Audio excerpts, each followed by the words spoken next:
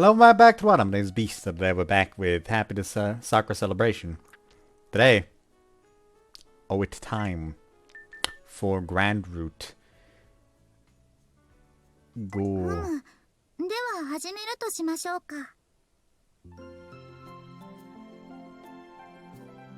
Sunday, April 29th.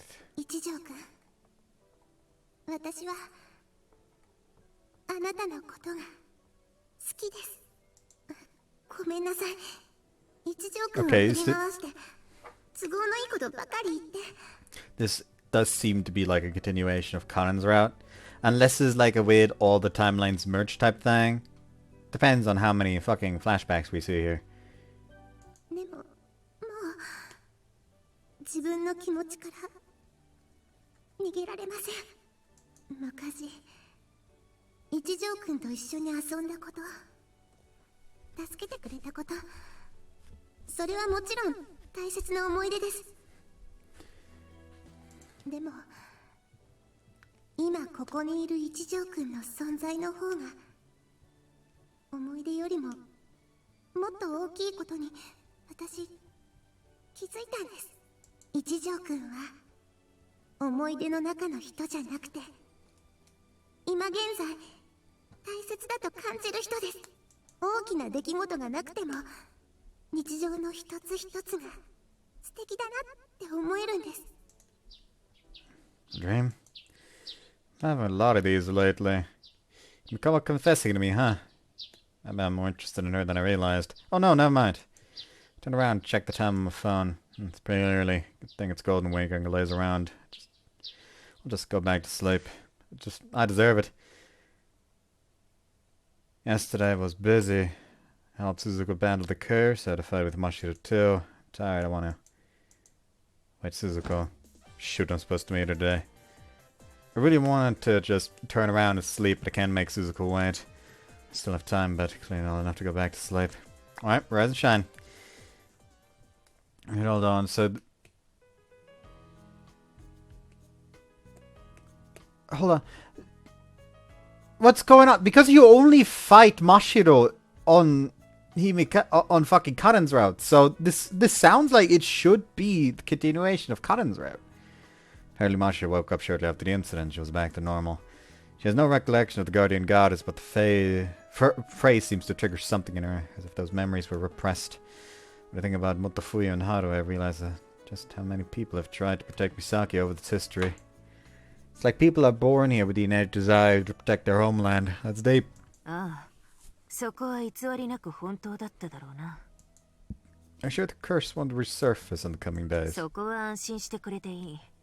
霊脈の活性も一気に静まった。今年の呪いは終わって10年後まで何もないはずだ。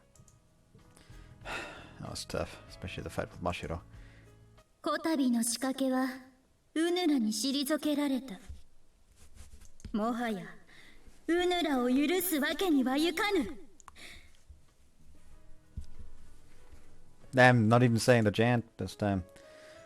After we blew up the curse sub, Mashiro, particularly Haru, came forward to fight us. Suzuko's reserves were already low. The fight with Haru was long and grueling, but we somehow pulled that win out. With that, Haru disappeared and Mashiro returned to us. It was tough, but now it's all behind us. Please, it's fine. Like we had a choice, we had to stop Mashiro.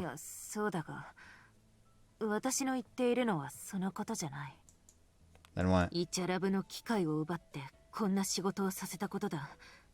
君、せっかく女子に囲まれた環境なのにな。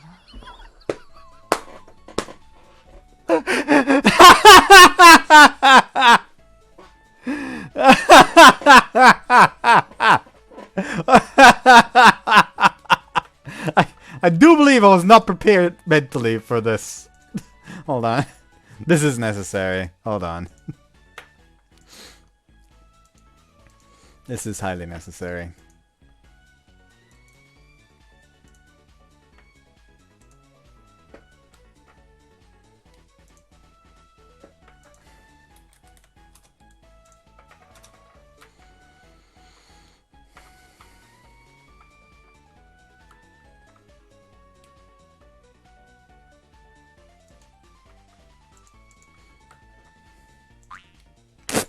Please, that's preposterous. Yeah, I talk to more girls than I used to, but I'm not dating anyone. おうそうなのか。それはもったいないことだ。君次第ではその気もある相手もいるだろうにな。Sure. 一条くん、私はあなたのことが好きです。 You're gonna have to remind me of that dream. I came here thinking she had something important to discuss, but she's just playing with me. とは言っても、すべてが終わったわけじゃない。これからは根本的な解決を目指さないといけない。Oh, you're talking about Project Happiness. Suddenly a shade of bewilderment crosses her face. おいおい、それをどこで聞いた？ Huh? Project Happiness, the plan she devised to rid the town of the curse. Didn't I hear the name from her? I feel like I did. Maybe I heard it in one of my weird dreams? Nah, it wasn't it wasn't Mom's diary, wasn't it? Wait, but was that also a dream? That's also confusing. I think I read it in Mom's diary or something? Sorry, I can't really remember. Say something in そう panic. か。なるほどな。それについてもそのうち話そう。Project Happiness must have heard it in a dream. But it seems like Suzuka believes it came from somewhere else. Why is that? It's a dream. It's undoubtedly a dream. Yet it has this weird connection to reality. I don't know what the deal is, but I've been having a lot of dreams like that lately. Nothing in them happened in the real world, so they have to be dreams. What's the weird feeling of realism to them? It's really starting to bother me. It feels so real. Whenever I wake up from one, it doesn't feel like I'm waking up from a dream. It's so very, very strange. そういえば、一条瑞希の調子はどうだ？ Oh, she's fine. I'll meet up with her and the others once we're finished here. そうか、祭りか。ママ、こんにちはです。お、一条先輩も。ああ、真白。早かったのね。うちにいても退屈ですから。Our things. The static question, a greeting if you may, but it bears much more weight for Mashiro. After all, she was controlled by the guardian goddess until yesterday and fought us in a life or death battle not 24 hours ago. まあ、ぼちぼちですね。ママの魔法の直撃食らっちゃった割には元気な方だと思いますよ。ご安心くださいね、一条先輩。私はもう人の心を取り戻しましたから。I know how clear your mind was to begin with. うわー、ひどい言いよう。昇進の美少女にかける言葉ですかね、それ。Sorry. I'm pretty scatterbrained, so it's fine. I'm roasting myself too. そうですね。じゃあ特別に勘弁してあげます。私は心の広い母性愛の化身ですから。Anyway, I should be leaving soon. ああ、チャンスを逃すなよ。せっかく女子たちに囲まれてるんだからな。本当です。一度本腰を入れてこのどっちつかずさんの彼女選びにも協力しなきゃって母性愛の化身としては思いますね。Fine, but thank you. Everyone's gathered by the time I arrive at the meeting spot. 一条くん、昨日はどうしたんですか？そうだよ、みんなで打ち上げしてたのに。Sorry, it was kind of an emergency. 休養ね。どんな休養だか知れたものではありませんね。Alright, what are you thinking? It's not that. I just wanted to spend some time with my family, okay? So I went to look for Mizuki and then we went home together. うん。でもいつの間にか広場で寝ててよくわかんないんだよね。Maybe you just dozed off. Maybe you dreamed or something. そうなのかな。私ヤンデレ時代劇以外の夢あんまり見ないんだけどな。You know, I've been thinking about this, but we're a pretty weird bunch. 言われてみるとそうかもですね。Fuku and Mizuki and Shizuki have the club in common. Looking after difficult people is Kirigaya's thing, so I'm not surprised we ended up together. カズキ、お前のせいだぞ。 What is? 最近妙に委員長との接点が多いのって。おかげで俺は暴力に怯える日々。But why is that my fault? お前がいなきゃそこまで委員長俺に絡んでこないって。人をチンピラ扱解しないで。でも確かに思うのよね。私休みに一緒に遊んだりするほど一条と仲良かったっけ？和樹さんは昔から天然でハーレム体質ですものね。That's absurd. わからないでもない。そうだよ。カズくんは昔からみんなを引きつける人だもん。I mean, that's clearly not true. I've been living the outcast life with Roxgen now until now. Though Kitty Guy brought up a good point. I'm also curious about that. There wasn't really a special event or anything where we bonded together, but we're all close to them before. I guess Kitty Guy likes to look after people. Himika was pure and kind. She wouldn't hate anyone, so she wouldn't hate someone because they're a bit different. And I've always been close to Fuko, so it's more like I'm accepting connections than It's more like I'm accepting connections than initiating them. And it's because of the strange dreams I've been having as to why we're now so close. My dreams are mine alone. They shouldn't affect anyone. So it's strange that a little troop worked out like this. 私もラタライさんの言う通り、カズキくんの人柄だと思いますよ。What did you just say? カズキくん？私すみません。いつの間にそんな関係に？違います。ちょっとうっかりしていました。うっかり呼んじゃうものなの？さてはカレン、普段から心の中では一条のことをそう呼んでたのね。違いますよ。嘘おっしゃい。My heart races when I watch Kitty Guy interrogate Himikawa. Actually, didn't I see this in my dream? 今はこれ以上ダメですけど、その代わりに一条くんを名前で呼んでもいいですか？ First name? Yeah, sure. いいんですか？それならカズキくんとお呼びしてもいいですか？ Sure, of course. 今だけじゃなくてこれからずっとですけど。It's like I'm having an extreme case of deja vu. Gotta make sure to keep my dreams and reality separate. Thinking about that, I glanced to the side and see some girl strike up a conversation with Shizuki. 一条しずきさんですか？そうだが。おめでとうございます。一条しずきさん、あなたが今年のミス春姫です。はぁShizuki was then hurried up on a stage and crowned as Miss Haruhime. After that, we split and I decided to take a stroll in the park. They called me a party pooper, but I really wanted to be alone. I wanted to take my time and think. I became Suzuka's apprentice because I screwed up. At first, it was Himikawa who wanted to become her apprentice. She asked me to see Suzuka with her.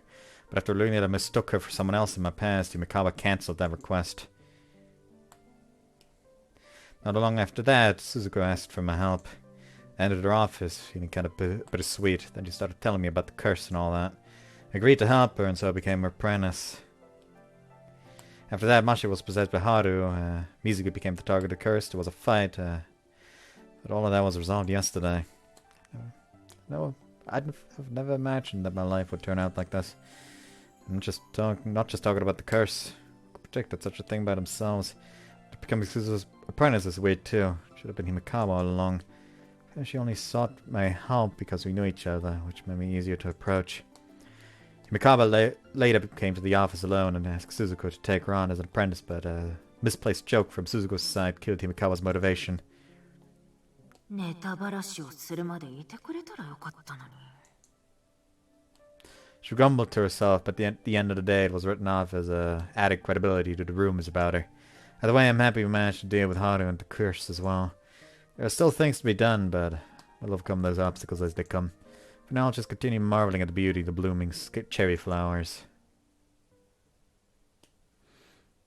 Happiness Sakura celebration. Yeah, something fucky. Something's fucky. That night I had a strange dream. ここの家は観測者なんです。だからこそ、ここの家は他の魔法使いと深く関わることを禁じられています。ですが、いつまでもそのルールにとらわれていては、この町は先に進めないように思えるのです。Now thinking about it, Is this supposed to be like, yes, he learns different skills on every route, and now on the grand route, he kind of like, all the experiences coalesce, and he's just kind of becomes God? だから私は岬神社を継ぐことをやめて嘘の魔法使いになりました。 And Dreamer told Kazuki a secret I swore to take to the こ grave. れは私と和樹さんだけの秘密ですよ。 Let's be a pinky. 指切り玄満です。 One day I'll reunite the disconnected souls of this town. I keep that vow locked deep in my heart to support Father's plan to the bitter end. But in the dream, I felt like Kazuki could make that wish a reality. 指切り玄満嘘ついたら針千本のます。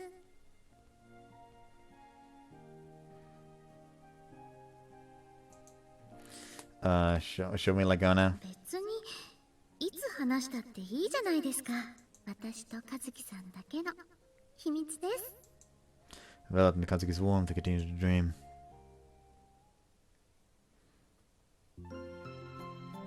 Monday, April 30th. Some tells me that shit's going down now. What are you screaming for all of a sudden? You're scaring the girls. だってゴールデンウィークの合間に登校ってなんだよ。普通休みにするだろ。 Yeah, but it's not. いいよなお前は。登校する理由があって。 Am I? とぼけんな。微妙にハーレムっぽい空気漂わせやがって。しかも誰とも付き合ってない感じなのが余計始末に応援。 Yeah, alright. Get off my back, will you? 確かにお兄ちゃん、ちょっとそういうところあるよね。 You agree with Rokusuke? だってね、みんなとほどほどに仲良くして、でもほどほどのところで一線を引いてる感じが。 Huh? And who are you even talking about? Who's this everyone? それはまあ、カレンさんとか、リノさんとか、フーコさんとか、あ、マシラちゃんもそうかな。 Does he really seem that way? Rosuke's always going off about something that so I don't really care, but it's different if Mizuki agrees with him. まあ、見えるか見えないかで言えば、見えるかな。 You too now. おー、いっそのこと誰か選んでくっついちゃえよ。俺的には委員長とくっついて飼いならしてくれたら一番ありがたいんだけどな。どうよ。 No. ところでみずきちゃん、みんなの中に私は入ってないの？あ、もちろんなおちゃんも入ってるよ。あはは、そっか、よかった。 Why are you... Actually, why on the list in the first place? それじゃあ、みずきちゃんやしずきちゃんは？私はそんなのではないですから。兄弟ですし、家族ですし。でもしずきちゃんはありかも。こっちに振るな。私はそんなの考えたことないからな。兄さんと結ばれるなんて。なんだか踏み込んだ言い方だね。なんでもない。ほら、行くぞ。もたもたしてると遅刻する。しずきちゃん、待ってよ。ほら、和樹が煮え切らないからしずきちゃん行っちゃったじゃん。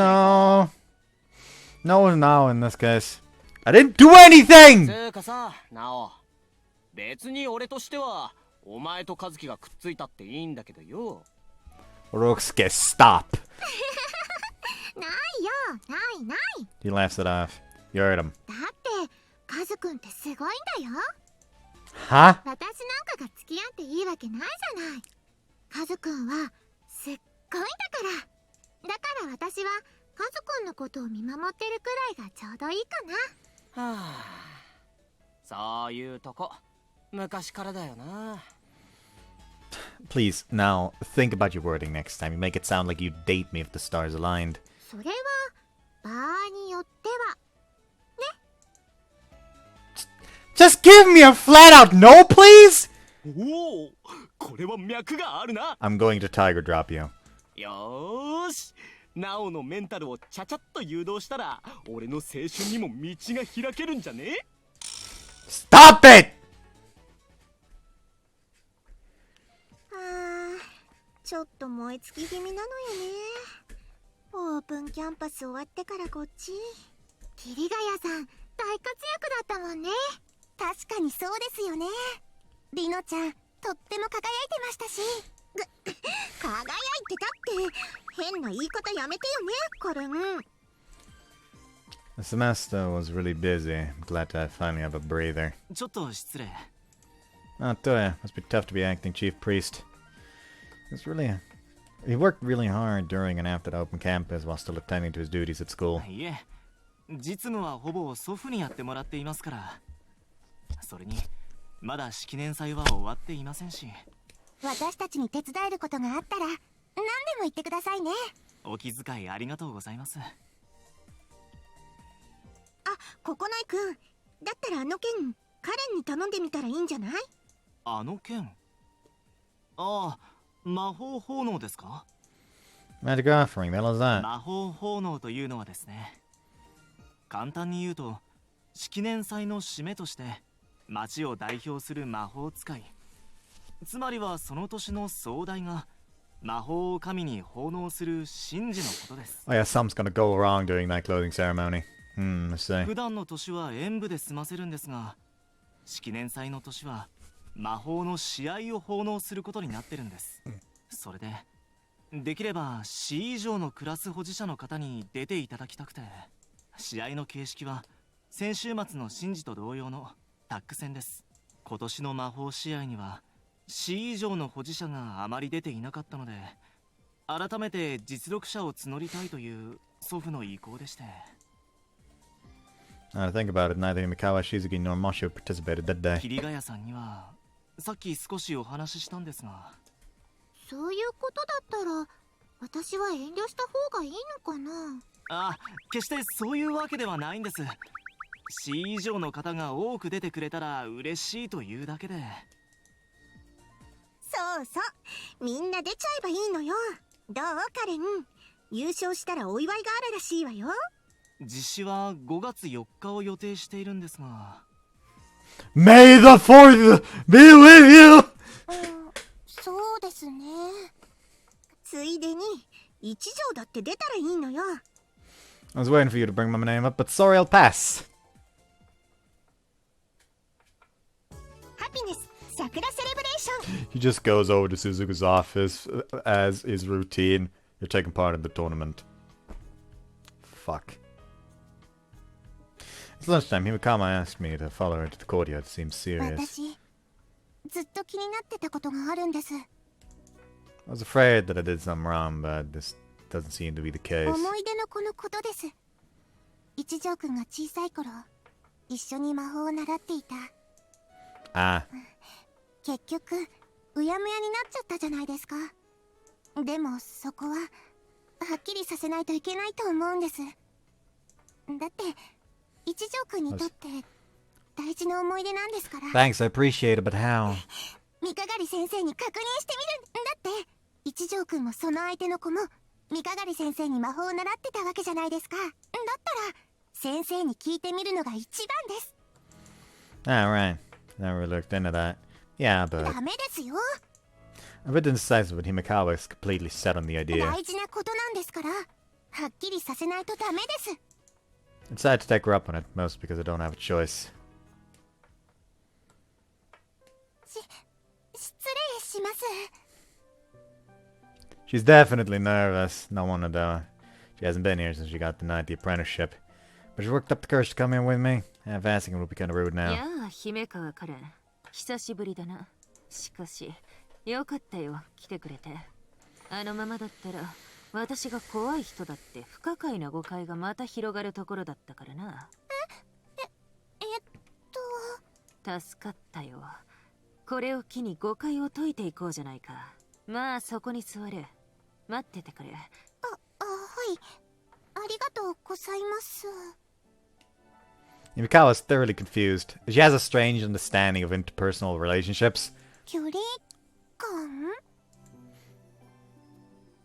Either way, this should fix their misunderstanding. She can just explain that she's bad with people and she only meant for that particular comment as a joke. それで、用向きは弟子入りの件か？いえ、今日はそのことではなく、一条くんのことなんです。 As you finally chosen one of you. She tells Suzuko why we're here. She just remembered the girl I learned with 10 years ago. ああ、それはもちろん覚えているがね。しかしそれは私が話すことじゃないな。一条和樹が忘れてしまったことだ。私が語るべきことじゃない。これに関しては私が記憶を操作したわけでもないし。これに関しては？ああ、聞き流してくれ。何回ジョークだ。はい。ですが、このことは一条くんにとって大事な思い出なんです。だから。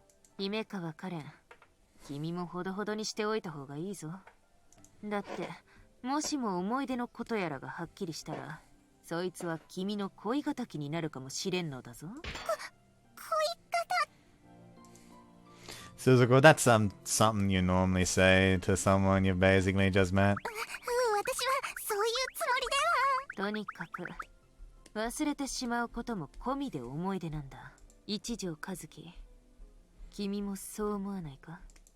The moment she says that, a familiar scene flashes into my mind. 魔法でこの町を守るの。Kirigaya. リノちゃんがどうかしたんですか？ That scene of her unforgettable words flashed in my mind, and I got the sense that it was Kirigaya who said them. I remember it was Kirigaya, wasn't it? そうなんですか？そうか。思い出したのなら問題ない。ああ、それで正解だ。一条和樹と桐ヶ谷里乃、君らは私の最初の弟子だ。そうだったんですね。 It just popped into my head. Feels weird. I remember it now, but it also doesn't feel like remembering something that happened way in the past. It feels like very recent. で、これで要件は済んだってことなのか？はい。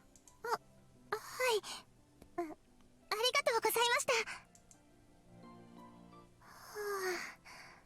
た。まさか思い出の子がリノちゃんだったなんて思いませんでし It た。 just came to me. じゃあそのことリノちゃんにも話さないといけませんね。じゃないですよ。当たり前じゃないですか。You're right, I will. Someday. 和樹くんってたまに当事者意識がないことありますよね。Kazuki-kun! 違います。なんでもないです。間違いです。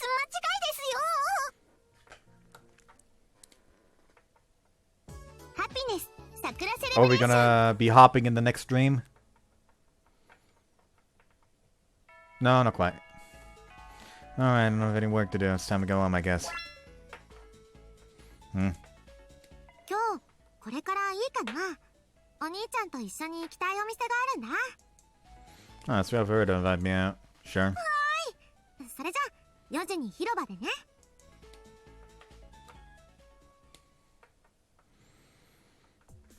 It's almost 4. 2 minutes before I meet up and Mizuki's nowhere to be found. お待たせ。 Mizuki! Ah, Kirigaya, what a coincidence. 何言ってんの？あんたが呼んだんでしょ？ I sure did not. 人を呼びつけておいて忘れるって輪をかけてダメじゃない。ことづてカレンから聞いたわよ。4時に広場に来てほしいってあんたが言ってるって。 I didn't ask her to do that. じゃあなんで時間通りにここにいるのよ。 Mizuki asked me to be here. みずきちゃん？変ね。 So yeah, I'm waiting for her. どういうこと？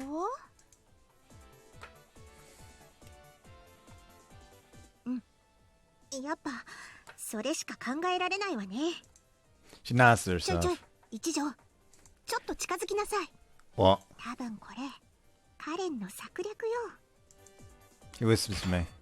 Wait, what do you mean? 私たちを2人にして何をさせるつもりかはわかんないけど、 But how? Mizuki asked me. だからみずきちゃんも仲間なのよ。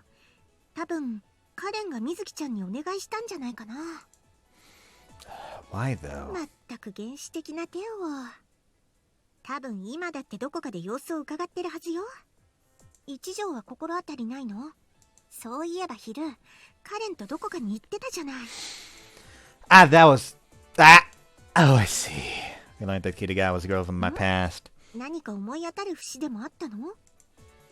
I don't really know what to say. そこか！ She spins around and shoots a projectile towards the nearby bush. Karen suddenly jumps out from the cover of the leaves. もうリノちゃん、危ないじゃないですか。 She only realized she just blew her own cover. はてさて、どういうことか説明してもらおうかしら。 Kirigawa approaches her. リノちゃん、これはリノちゃんにとっても大事なことだと思うの。何のことよ。それは私の口からじゃなくて。 She glances at me. どういうことよ。要領を得ないわね。Kirigawa, I can't have an idea why Himikawa did this. Some from the past flashed in my mind this afternoon. I remember that you and I used to train on the Suzuko. Himikawa urged me to tell you, and so I'm sorry I forgot. ちょっと待って。突然そんな話されても、心の準備ってものが。まあ、確かに一条の思い出の子が私だってのは、その通りなんだけど。 So you realized it too? まあ、途中からね。リノちゃん、私のことを考えて遠慮してたんですよね。別にそういうわけじゃ。ただ、言い出すタイミングがなかったっていうか、それに言う必要もなかったかなって思ってたりもして。一条とはそれなりに付き合ってるし、だったら昔のことなんか持ち出さなくてもいいかなって。 I see, that makes sense. そうよ。だけど、それでカレンは一条と話すためにこれを仕組んだの？だって大事な思い出がうやむやなのはよくないですから。はあ、カレンらしいわね。リノちゃんは私のためにお膳立てしてくれたのに、自分のことになったら控えめだから。お膳立て？なんでもないです。 Yep, she 100% keeps like out of everyone here, she is the one person that that has the biggest trouble telling apart reality and dream.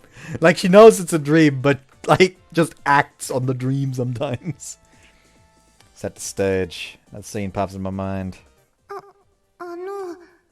もしかしてですけど、皆さん、わざと私たちを二人にしようとしていませんか？ Huh? Well, actually, you might be onto something.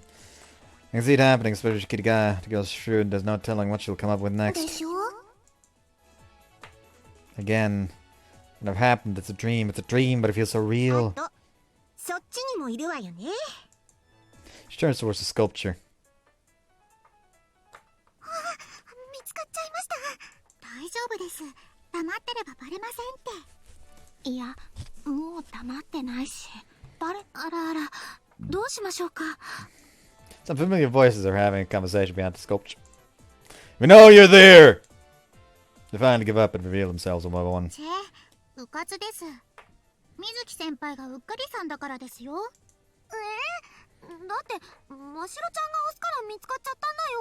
まあまあ、遅かれ早かれ見つかる展開ですし。別に覗かなくても後で話を聞けば済むことだろう。もうわらわらと。これもみんなカレンが集めたの？いえ、カレンさんからお話を聞いたのは私だけなんです。で、そのことを部で話題にしたら、ぜひ見に行こうということになってしまって。だって面白そうじゃないですか。 I have a feeling that you instigated all of this, Fuko. そんなに褒めても何も出ませんよ。 How could you even remotely consider that prize? でも一条先輩の思い出の人が桐ヶ谷先輩だったなんて。これは嵐を呼ぶ展開ですね。That smirk. She smells some drama boiling. っていうかですよ、桐ヶ谷先輩。何？さっき一条先輩とはすでにそれなりに付き合っているから、別に昔のことを持ち出す必要もないって言ってましたよね。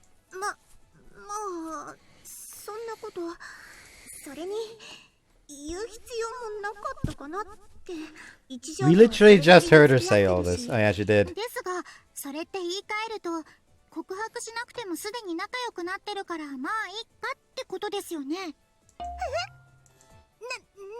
言い出すの、ましろちゃん。告白だなんて、あれはあくまで友達付き合いの話で。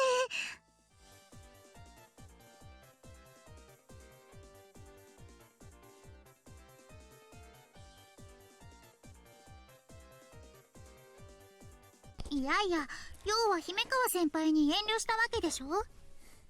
ただの友達だったら遠慮する必要ないじゃないですか。昔の思い出話くらいで。遠慮するってことは姫川先輩と同じ気持ちってことなんじゃないですか。いや、ましろちゃん、私も告白とかしたわけじゃないのよ。姫川先輩の場合、告白しようがしまいが最初からバレバレです。今だって告白したわけじゃないけど好きって言ってるようなものだし。Mashiro, that's enough! He's getting real aggressive for some reason. 何言ってんですか。そもそもの原因は一条先輩がどっちつかずなことなんですよ。そうよ、似たようなものよ。Seems Kirigai's had enough. Huh? 別に告白みたいなイベントがなくたって仲良くできてたらそれでいいかなって思ったの。Kirigaya! それは認めたってことか。 Everyone's completely stunned by this あ bombshell. ら、姫川さんに桐ヶ谷さん、二人同時に告白ってことですか？そこまではしてないですよ、ここの絵先輩。往生際が悪いわよ、カレン。あんたが否定するのは苦しい。ちなみに私は言い名付けですので、最初から告白してたみたいなものですね。というわけで3人目です。 It's not a showdown! What the heck's going on for real? みんなすごい。ついでなんで、しずき先輩、何かコメントはないですか？私は別に妹だし。ほほう。この流れでそのコメント、つまり妹だからここでは遠慮しておくってことですね。無理やりそっち方向に結びつけるな。大変なことになりましたね、一条先輩。Yeah, you pushed me right into it! あら、それは皆さんの気持ちに失礼じゃないですか？告白というのはともかくとして、私が一条くんに憧れて一緒にいたいなって思ってたのは本当です。There's no reason to jump on this train, Himikawa. その、一条？なんだか申し訳ないけど、そんな感じの気持ちではあるの。こういう流れになった以上、一応言っとく。Kirigaya. 私は昔から和樹さんと一緒になるものだと思っていますよ。I can't decide if she's serious or not. 熱いですね。It's like she's watching college basketball while I'm the guy who wandered into the court looking for the bathroom. All of them are revealing their most precious feelings to me. Deep down, buried below my confused, overwhelmed self, I appreciate every word they've said. しろ、これの収集どうするつもりなんだ？そもそも一条先輩の思い出の子が誰かってテーマの場ですよね、姫川先輩。それでみずきちゃんにもお願いして、りなちゃんと一条くんに来てもらって。だったらとりあえずはその二人を残して昔話でもしてもらうってとこですね。 In the end, they left us all alone, just as Mashiro proposed. It's not necessarily her fault, but none of us had time to process or think about what just happened in that turbulent back and forth. What should I do now? Let me see. About how I look at it. Kirigaya, Himikawa, and Fuku confessed their love at the same time. And now I'm alone with one of them. 昔のことは昔のことで、そこまでは今の気持ちに関係ないんだけどね。She stared, eyes cast down. 1年の時からなんだかんだで相手してきて居心地は悪くないかなって告白って感じでもないし、まあこれまで通り普通に付き合ってくれたら嬉しいかな。Yeah. でもさ、どうして急に昔のことなんて思い出したの？思いっきり忘れてたんでしょ？10年も前のことだから無理もないけど。I don't know if I remember is the right word. Came up in a dream. 夢？ She raised her 夢っ eyebrows. てどんな夢？ I remember a dream after Suzuko confirmed that Kirigaya was the girl from my past. 10 years ago, there was a girl I learned with under Suzuko. Are you her? そうよ。Wood, it's great to see you again. Be weird to say. もう1年も前から顔を付き合わせてるからね。今さらって感じだけど、いいんじゃない？本当に久しぶり、一条。No, I recalled that dream then and there. I'm not even sure Kirigaya needs to hear about it. At least not the finer details. But on the other hand, Himikawa's right. It's important to set things straight. So I tell her about my dream. ちょっと、何よそれ。She became gradually more alarmed as I keep talking. Can't blame her. I know, right? It's a bit creepy. 違うわよ。それ、夢なの？ I think so, yes. I don't know when I had the dream, but nothing like that has happened in the real world, that's for sure. So there's no other option. It must have been a dream. どういうことよそれ。なんで、そんなことが。Kirigaya. さ、その夢、私も見てるのよ。 Wait, what? 自分の正体に気づかれたくなくて、気づいてほしくて、いっぱいやきもきしたり、一条を魔法試合神事のパートナーに指名したり、公園で待ち合わせて、そこで告白されたり、バカみたいな恥ずかしい夢だって今まで思ってたけど、今一条が話してくれた夢、それ私が見た夢と変わらないのよ。 Hold up a second. Are you saying that we both had the same dream? そういうことにしかならないでしょ。例えば一条、私とワンド契約した夢って見た？ Actually, I did. I remember. Yeah? やっぱり間違いないわね。 This is possible. わかんないわよ。ただ Face goes bright red. ワンド契約した後のことって一条覚えてる？ Let's see. We were in your room and we... Right! Spent the entire night snuggling and kissing each other. Oh my god, I want to die for a bear for just thinking about it! やっぱりそうよね。同じの見てるんでしょ？私の部屋で私とそれだけじゃなく他にも教室でとか。 That's right, I remember now. Memories are rushing back to me one after the other. どういうことよ。ほんとこれ。でもちょっと合点がいったわ。一条、あんたさっきもその夢のことを思い出して一人で納得してたのね。 What comment? カレンがお膳立てとか言った時のことよ。 Ah, right. After some nagging, I decided to talk. In my dream, Kirigaya tricked us into a date. 知らないわよ、そんな夢。 That's weird. At the same time, it makes perfect sense. It was a dream about Himikawa, not Kirigaya. Why would you dream about something that doesn't directly concern her? でも待って、カレンが意味不明なこと言って一条が納得してたわけよね。それって私の場合と同じように考えたら、その夢はカレンも見てて一条も見てるってことにならない？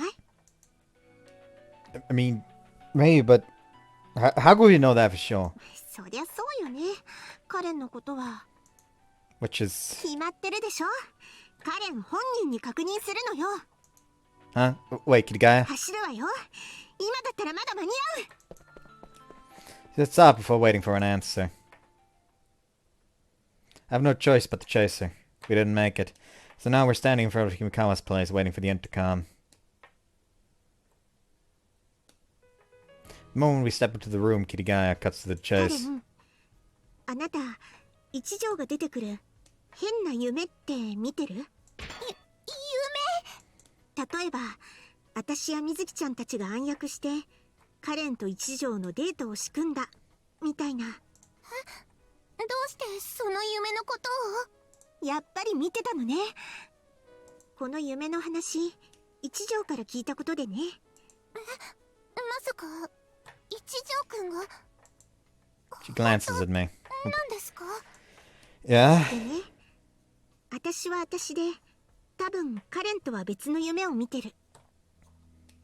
まあちょっと言いづらいけど、私一条と付き合ってる夢を見てて、その夢を一条も見てる。で、私の推測はこう。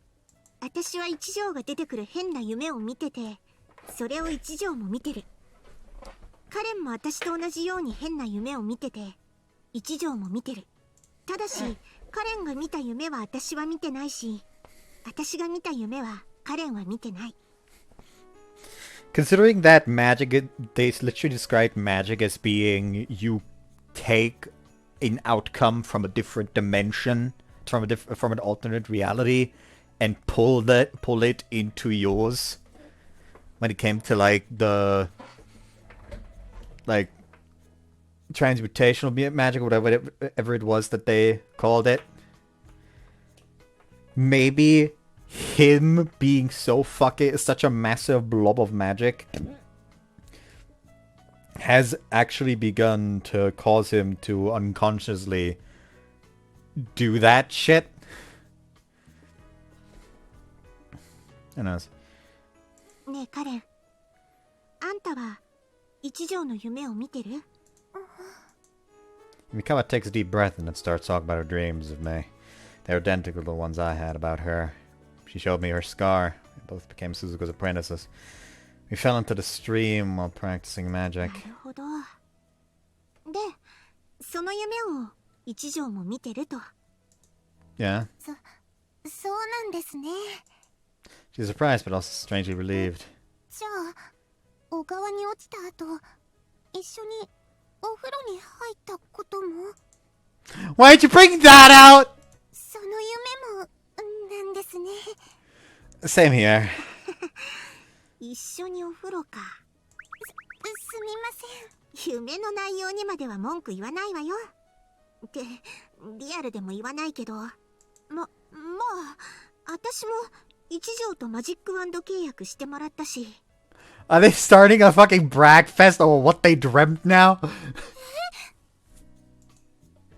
You're oversharing! そういうのじゃないわよ。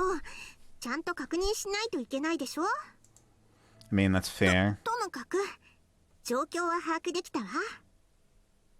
私たちは一条と結構なところまで進んでる夢を見てて、一条もそれを見てる。なんでそんなことになってるかはさっぱりわかんないけど。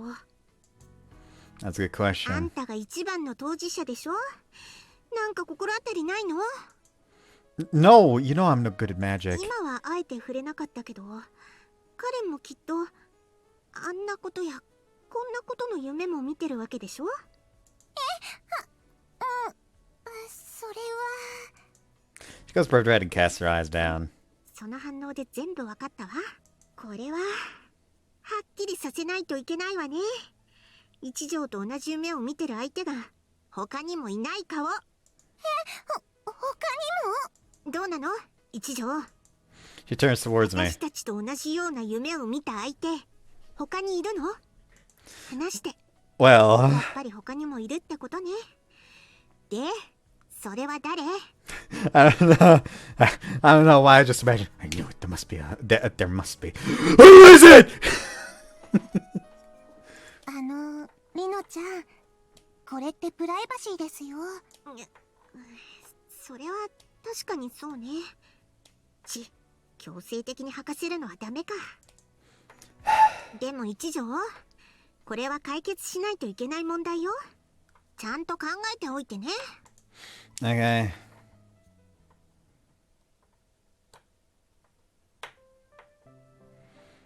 Others who could share dreams with me. I'm laying on my bed reflecting on a day when I heard a knock on the door. Ah, Shizuki. 今日は大変だったな。広場でのことだが。Yeah, Mashiro really riled things けど、 up. 良かったことだとも思う。兄さんの思い出の相手も分かって。それに、みんな気持ちを口にできて。Yeah. I'm not sure if I'm allowed to say that it was worth あ it. の時、真っ白がネタにしたよな。兄さんへの私の気持ちについても。 She did. 私は勇気がないから。あの場ではうやむやにしたが。兄さんには話す。みんなが打ち明けたのに、私だけ黙ってるのはフェアじゃないから。あれはまんざら見当違いでもないんだ。 She takes a deep breath. 兄さんに対してそういう気持ちはある。 Huh? 私は兄さんを男の人として、恋愛対象として見ている。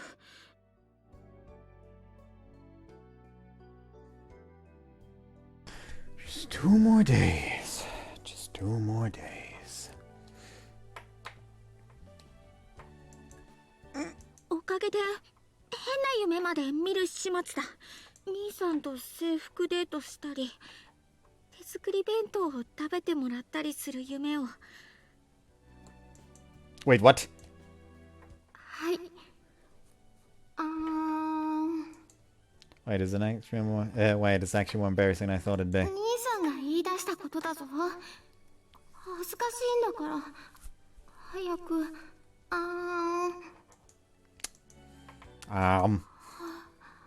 おかしいだろ。これ欲求不満ってやつなのかな。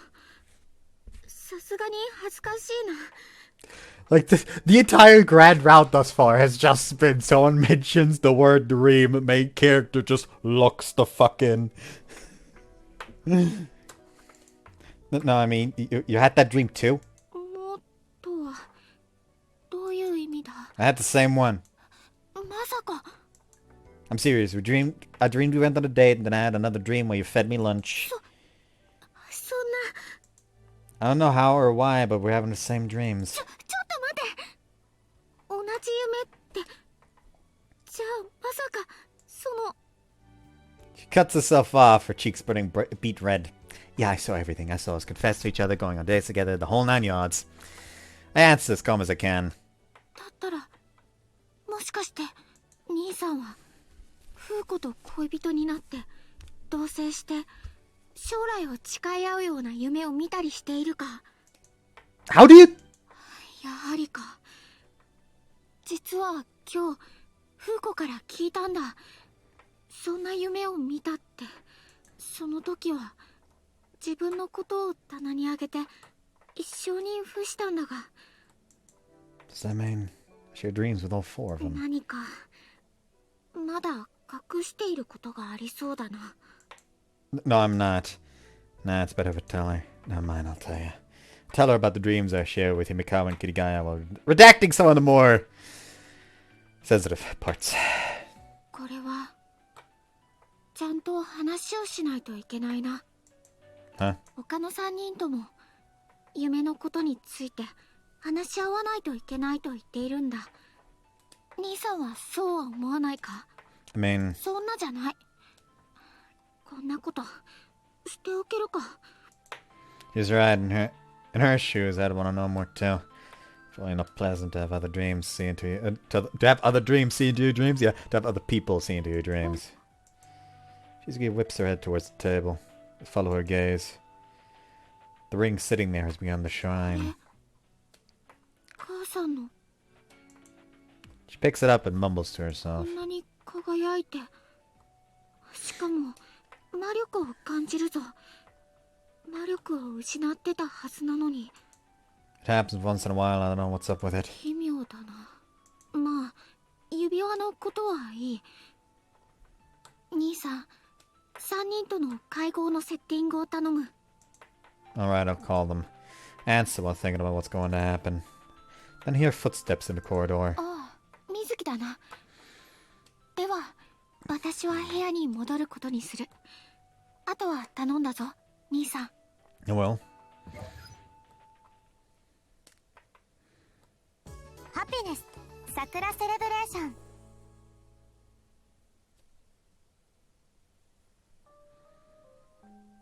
お兄ちゃんとしずきちゃんたちが。 I just wanted to visit Oni-chan when... 兄さんはフーコと恋人になって同棲して将来を誓い合うような夢を見たりしているか。 How do you... We just heard all this. これは We 他 just の heard 3人 all とも this. 夢のことについて Oni-chan, the girls are 話し合 sharing わないとい dreams. けない What と does 言 that ってい mean? る How ん is だ。 that even possible? And 私はそんな夢見てない。 everyone shares dreams with Oni-chan, but I don't. Because being left out of something incredibly precious, and it お hurts. 兄ちゃん。 Tuesday, May 1st. 例の件 Please 頼んだぞ。 tell me that the thing I am afraid of is not actually happening. Namely the fact that this is just gonna be Mizuki route. No, I haven't. Agreement, meaning calling the girls to talk. 何の話？なんでもない。 Yeah, don't worry about it. 内緒なんだ。内緒ってほどでもないが。じゃあエッチなの。エッチってなんだ？ Can't exactly tell her everything. Say, Ma, where did this ring come from? Ask her about the ring that was shining そう last だよ night. ね。私も詳しいことは知らないのよね。私も遺品整理の時に初めて存在を知ったくらいだから。 Oh, 見た感じ結構古いものだとは思うんだけど。 right, like an old-fashioned magic item. でも初めて見た時にはもう魔力はなかったの。昔何かの力があったっぽい痕跡はかすかに感じたけど。ごめんね、あんまり役に立たなくて。 That's fine, don't worry about it. 指輪のことならスズ子に聞いてみるのもいいんじゃない？ Thanks, I'll do that. I went and asked Suzuko just as Mom proposed. その指輪な。私もミオンと同じくらいのことしか知らないんだ。私が知ったのだって美空が亡くなってからだしな。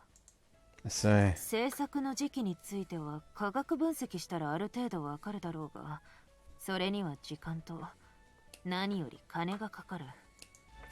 I wouldn't ask you to do that. It's a personal issue. 正直研究室の予算はただでさえカツカツなんだ。 Really? そうだぞ。魔法みたいなどう役に立っているか分かりづらいものには予算がつきにくいんだ。 That sounds rough. That's all she said. Tell Shizuki what I heard from 手 Suzuko. がかりなし。まあ指輪より当面もっと大事な問題があるわけだが。 I know, I already contacted everyone. Called everyone to the Fortune Club today after school. Probably the best place in school to talk privately. Told Masha and Shizuki... Shizuki? You mean Mizuki? That there won't be any club activities today, so please play along. ああ、わかってる。私だって引っかき回されたくはないからな。特に真っ白には。ハピネス桜セレブレーション。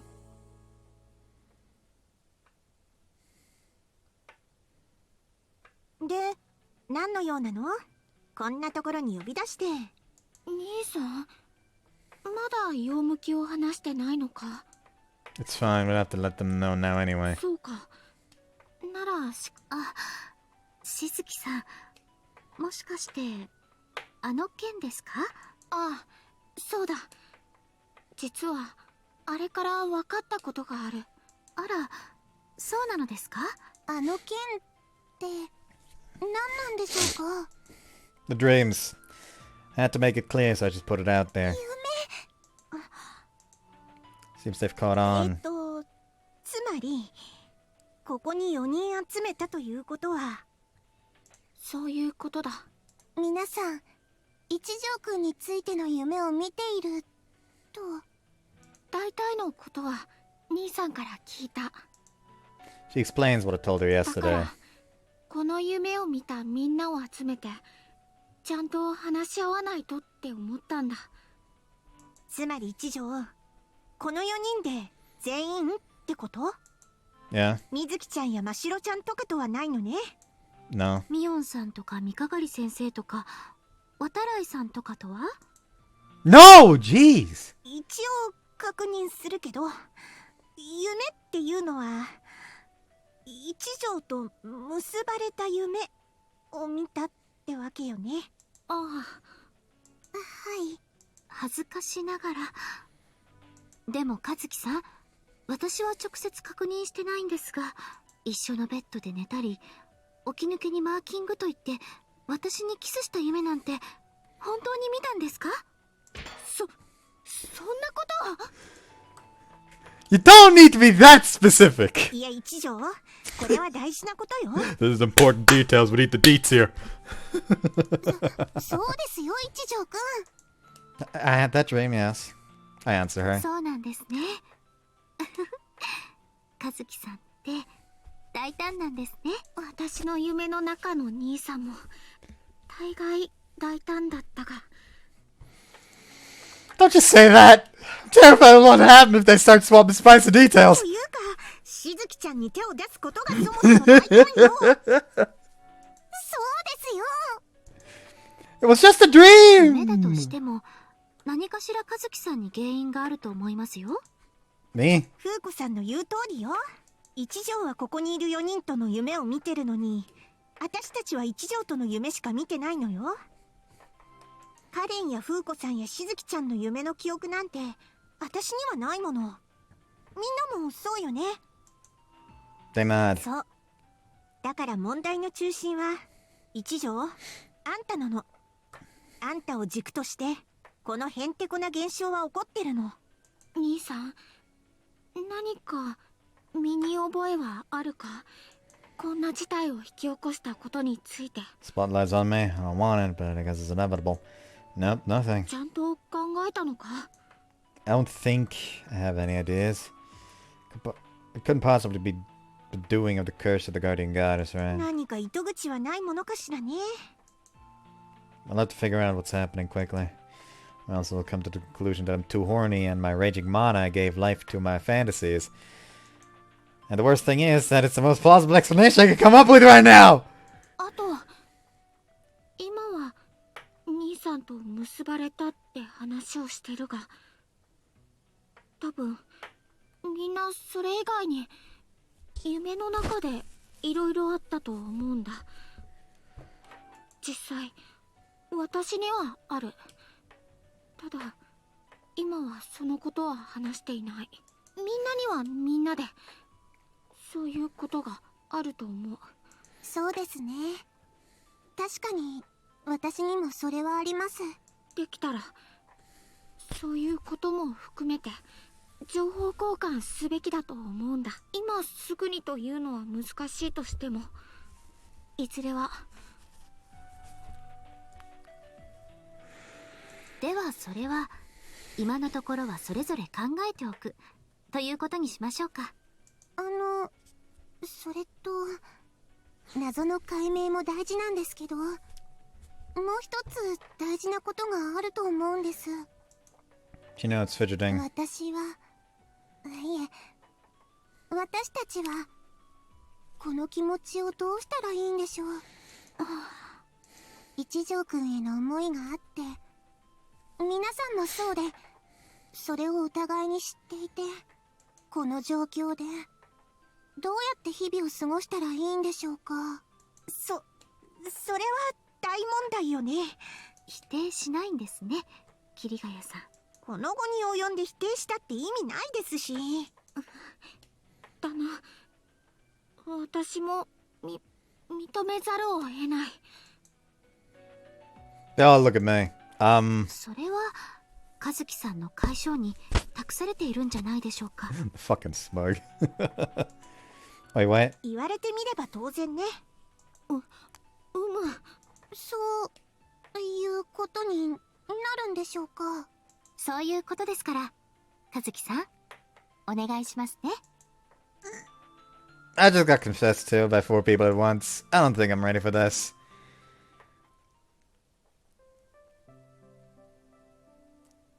The meeting wrapped up shortly after. I stayed in the room with Fuko. Didn't stay to talk, mind you. I just wanted to let the ladies out first. 最後、あんなことを言ってしまいましたけど、重く受け止めなくてもいいんですよ。私たちは勝手に和樹さんのことが好きで、ただそれだけですから。全てを真正面から受け止める必要も、誰かを選ばないとって切実に考える必要もありません。これは私の思いですけど、皆さんそうなんじゃないでしょうか。和樹さんが思い詰めることなんて誰も望んでないと思いますから。Oh. Appreciate everyone's affection, but I don't know what to do with it. I wasn't intending to torment myself, but I still appreciate what Fuko's saying. まあ、ちょっと残念ですけれど。Why? 幸せな夢を、できたら私は和樹さんとだけ共有していたかったんですけど、二人だけの秘密を共有して、運命共同体でいたかったんです。This makes me remember the dream of Fuko. 三崎神社門外不出の秘密なので、誰にも言っちゃ簡単じゃありません。もう和樹さんと私は、つまり和樹さんの運命はもうすべて私のもの。 Gotta just skim through that.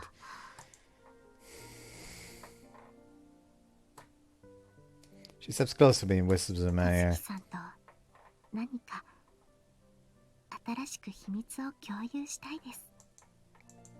She inches away from me. I can feel her breath on my face. 冗談ですよ。 She steps back. 私は低粛な良妻賢母を目指していますから、抜け駆けなんてしたらズルですもの。さあ、鍵かけますよ。では行きましょう。Talk about Kirigaya being the girl from my past at the dinner table. もうダメだよ、和樹くん。そんな大事なこと忘れちゃう。 Wish I could tell you. まあでもよかったわね、思い出せて。いいなぁ。 Maybe you were what? 私もお兄ちゃんとそんな縁が欲しいな。 Oh, you're some. 思い出の子みたいな。 You have the potential to be something far better. Like, let's be honest. Haruhime from way back, we know Takamine is gonna be the main character. Haruhime has got to be either Mizuki or Shizuki. But considering the fact that we've been excluding Mizuki until now, it's probably her. Huh? You know you're my sister, right? そうだけど。 Why are you getting mad? それだとドラマがないじゃない。 What do you want about? 私も前世で結ばれてたとか、ネットゲームで結ばれてたとか、そんなのないかな。何をバカなことを。しずきちゃんはいいよ。妹だって言っても留学してたから、久しぶりの再会ってドラマがあるじゃない。で、別にそういう目的のために留学したわけじゃない。And then it'll get cold if you keep saying like that. もうご飯の話なんかして、お兄ちゃんにはわかんないもん。そんなお兄ちゃんの唐揚げ取っちゃう。 Ah, you wanna start a war?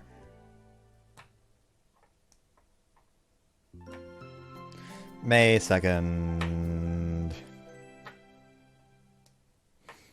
やはり話すべきなんだろうな。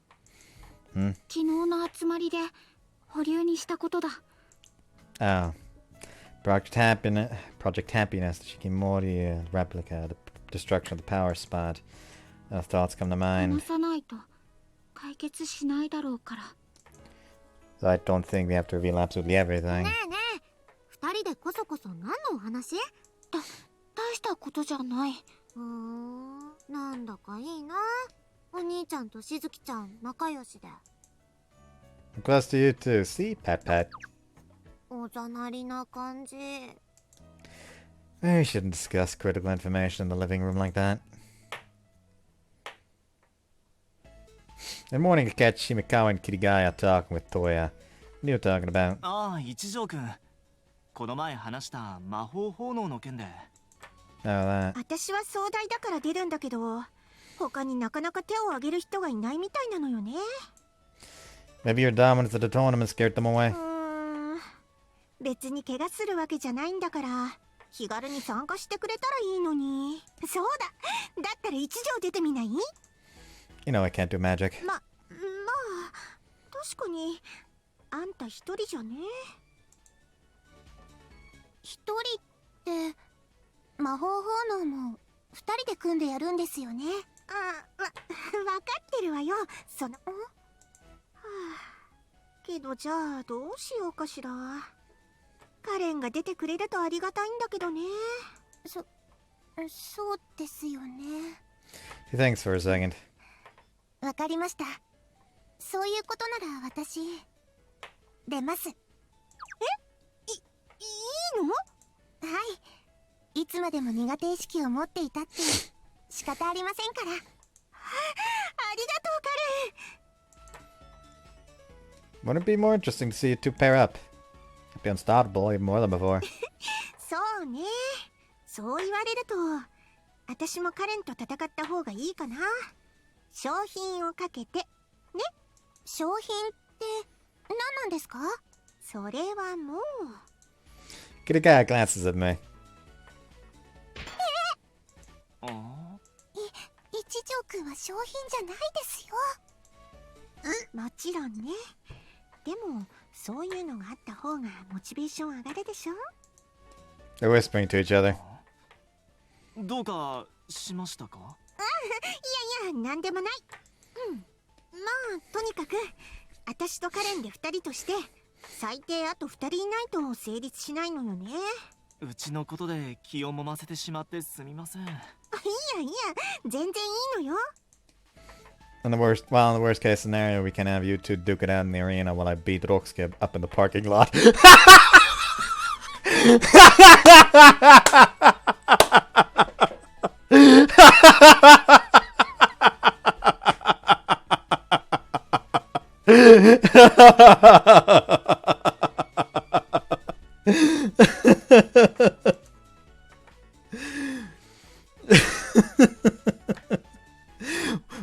Why are so many of the lines in this route so out of fucking pocket?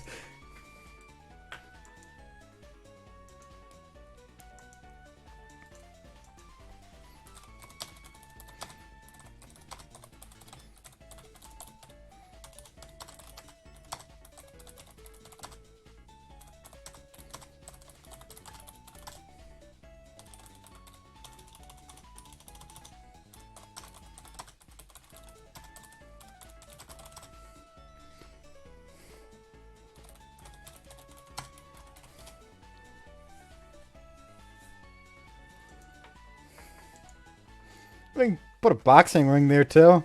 いえ、そういう盛り上がりを目指しているわけではないので。That's fine, it's fine. I think Shiakuna would be into the idea. Meant it as a joke, but things get really out of hand and they took it seriously. As I'm aimlessly wandering around after lunch, I run into Mashiro. 一条先輩。Yeah, it's been a while since the last time I randomly ran into you. きっとご利益があります。 Maybe. Anyway, this will sound weird, but do you dream about me? This is not an easy question to ask, but it has to be done. I don't dream about her, but there's an unzero chance that she dreams about me. 何言ってるんですか？それって新手のナンパですか？ She takes a couple steps という backwards. か、私が一条先輩に夢中なの前提？何ですかその設定？ No, I didn't mean it like that. I was just wondering. Can't blame him for being creeped out. The question came out of nowhere, not that I can explain myself. この人はそういう感じで女子たちに粉かけてるわけですね。 Actually, no, you can't explain yourself. You don't have to explain that you share the dream. It's just that, like, apparently people around him have just had dreams about him for some reason, and it's kind of waiting him out. No! Got myself up in a terrible predicament, but it's clear. But at least it's clear that Masha doesn't dream about me. まったく油断も隙もない人ですね。インフルエンザで頭が朦朧としてたら胸キュンになってたところですよ。 Isn't that a bit rude? 突っ込めた義理ですか？ Didn't have to. そうでした。ナンパ師の相手をしてる暇はなかったのです。約束があったのでした。それでは。 With that, she quickly leaves. She took me for some weird pickup artist, but maybe that's better than having to explain myself.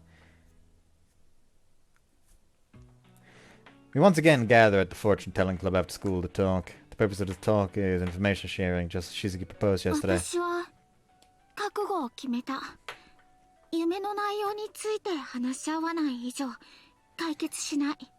私たちみんなのためにも必要なことですもんね。ええ、ここにいる皆さん全員が秘密を共有する仲間ですからね。まあ、どうせ恥ずかしいのは一緒だし。 Seems like they all agree. We'll be doing a back and forth about the details of our dreams, but since Kirigai has work today, it's been postponed to tomorrow. ところで場所については私提案があるんだけど、一条んちでやんない？もっと正確に言うと一条の部屋で。 Wait, what? それは明暗ですね。 Wait, why do we have to do this in my room again? It's not even that big. Why don't we just do it here? だって一条がこの問題の中心なわけだし、だったら一条の部屋が場所としてはふさわしいでしょ。なるほど、それはそうですね。まあ私としては出かけなくて済むのはありがたいが。 Guess I'm not getting a say on this. I mean, you can come if you want to, but it's gonna get real cramped. 気にしないわよ、それくらい。純粋に一条の部屋に行きたいかなって。 It's just a room. Plus you saw it when we did the flower viewing. お花見の時は結構バタバタしてたし、なんか思い返してみると私夢の中では一条の部屋に行ってないみたいだったから。あら、桐ヶ谷さんはそうなんですね。私はってことはまさか風子さんは。私は一時期和樹さんと同棲していましたので。 Fuko, stop it! This isn't the competition, and you didn't move in, you took refuge. 私だって和樹くんのお部屋夢の中でも入りましたし。まあまあ、姫川さんもですか？そうすると和樹さんのお部屋で一体どんなことをしたんでしょうか？それは。あらあら、お顔が真っ赤ですね。でも九重先輩もじゃないんですか？九重先輩は何をしたんですか？ She just straight up says, like, oh yeah, she had him fucking rearrange her guts. それはもちろん秘密です。風子さんも鉄壁のようでいてちょっと顔が赤いわね。なんだこの争いは。 Right? I just think this is seriously bad for my heart. とにかく場所については決定ってことでいい？ That's a good discussion back on track. Well, if you want to come, then I don't mind. I do, but what can I do?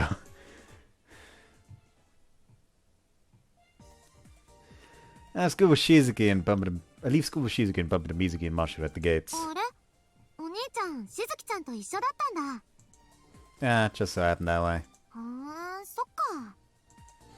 Are you waiting for me? 家で話してもよかったんだけど、ましろちゃんも一緒の方がいいかなと思って。ましろも関係あることなのか？うん、それはもうね。私ね、あさっての魔法奉納に出ることにしたんだ。Huh? みずきがか？私とましろちゃんとで組んでね。What? これはすごいタッグだと思いませんか？ Wait a second. You do realize it's a magic tournament, right? You'll have to fight. 知ってるよ。この前の魔法試合神事と同じ感じでしょ？みずき、お前魔法は得意じゃないって自分でも言ってただろう。得意じゃないなら得意じゃないなりにできることはあるもん。 She huffs proudly. But why? 私だって新しいことにチャレンジしてみたいの。今までそんな素振り見せたことないじゃないか。ちょっとお二人さん、水木先輩はやる気になってるんです。そんな風に水を差すのは良くないと思いますよ。She's absolutely right. Still worried 実 though. はもうエントリー済みなんだ。さっき重国さんに電話したから。Wow, that was fast. 嬉しいんだよ、お兄ちゃんとしずきちゃんが心配してくれるのは。でも今回はやってみたいなって。Alright, it's just a mock battle. You won't be injured. Good luck. 私が水木先輩をリードして差し上げますよ。そこが最大の不安要素だ。それでね、本番に備えて合宿することにしたの。今日と明日、ましろちゃん家にお泊まりさせてもらうんだ。 So basically, we stay over at Masho's for the next 2 days and then do the tournament, then come home. ママからは OK もらいました。お母さんにはもう言ったし。Man, you're really going all in on this one. 合宿って1日2日でなんとかなるものでもないだろう。チームワークを養うのが大事なの。ひひひ、ましろちゃんの部屋でいろいろお話とかするんだ。ええ、ついでに一条先輩やしずき先輩の秘密なんかも話し合っちゃったりするのです。ねえ。うふふふふふふ。 They seem to be having fun. 楽しみだな。うふふふふふふ。 Ah, she's enjoying herself. That's all that matters. Though I have a bad feeling about what Masho's sinister laughter hides. The dinner table felt a lot less lively that night. やっぱり水木ちゃんがいないと寂しいわね。はあ、今頃どんな話をしていることやら。 Me too, but at the same time, the possibilities terrify me. でもよかった。鈴子とこういう家族ぐるみのお付き合いができて。最近まで近くにいるのにほんと疎遠だったんだもん。Ma seems really happy. No wonder they've been friends for ages. It's feel great to have a reunion.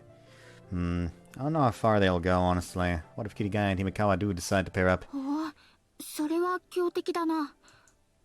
Wait, I just realized, wouldn't it be sick if I paired up with Mashiro? If you paired up with Mashiro? それは勘弁してくれ。あら、しずきちゃんはましろちゃんが苦手？私は話したことないからどんな子か知らないんだけど。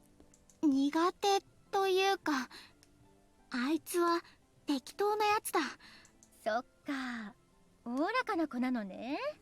しずきちゃんにとってもいいお友達になれるといいね。話の流れがおかしくないか？そう？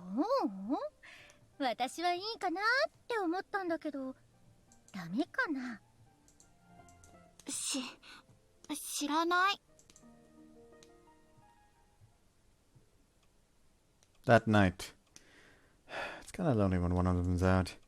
Feels about those dreams and all, but all I can think of is Mizuki. Can't fall asleep. It's so late. お兄ちゃん、起きてる？ Ah, Mizuki. Yeah, did you have fun gossiping with Mashiro? そうだね。 You don't even know that, お huh? 兄ちゃん、私がいなくて寂しい？ Yeah. 意外。 Why are you so surprised? そんなこと素直に言うって思わなかった。 Ah, good point. I normally wouldn't, huh? Maybe it's because I'm お tired. 兄ちゃん大好き。 Oh, where did that come from? 今のなし、ましろちゃんが勝手に送ったの。 That girl does whatever she pleases. Anyway, I think it's a good point to wrap this up. You girls should go sleep. It's late. はーい。 After that short exchange, I fell asleep.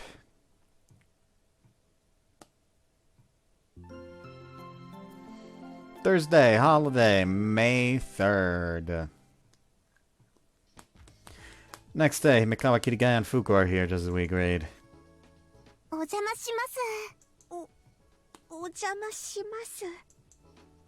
Why are you so nervous? This whole thing was you today. いや、なんでもないのよ。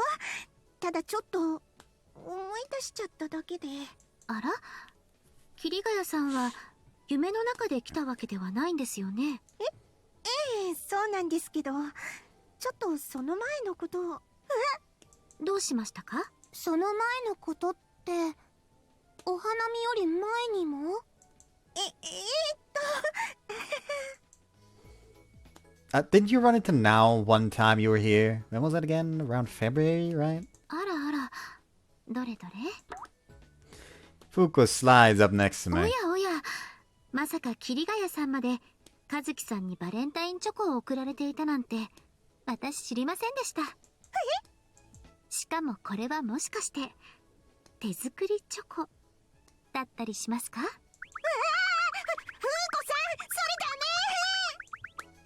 ？Hey, Fuko, don't just read my memories. りのちゃんも和樹くんにチョコを渡してたんですか？そういえばそんなこともあったな。でもあの時はあれよ、友チョコってやつ。手作りで？いいのよ、そんなことは別に。あらあらまあ皆さん、夢の中では和樹さんともっとすごいことなさっているのに今更ではないですか？そうですけど、ただあれは夢じゃないから、思い出したらちょっと恥ずかしくなっちゃって。なるほど。ということはですよ、和樹さん。ん？私たちも現実でもっと和樹さんとの思い出を作らせていただかないとってことですよね。 How'd you come to that conclusion? You don't want to talk. You made me close my eyes and fed me choco. やっぱり和樹くん、そういうこといろいろあるんですね。兄さん、やはりハーレム体質というのは。 Yumikawa and Shizuki are staring at me. Feels like I'm walking out of bed of nails. そういえばミオンさんとみずきちゃんは？ Alright, Ma's out doing something. And Mizuki's doing a boot camp. 合宿ですか？ Yeah. I tell them that she decided to participate in the tournament. みずきちゃんがなんか意外な感じ。真っ白と組むなんて心配なことこの上ない。 Let's not stand around here. Please come inside. Though I don't know why we still have to do this in my room. もう諦めなさい。 Thank goodness Mizuki and Ma are out for the day.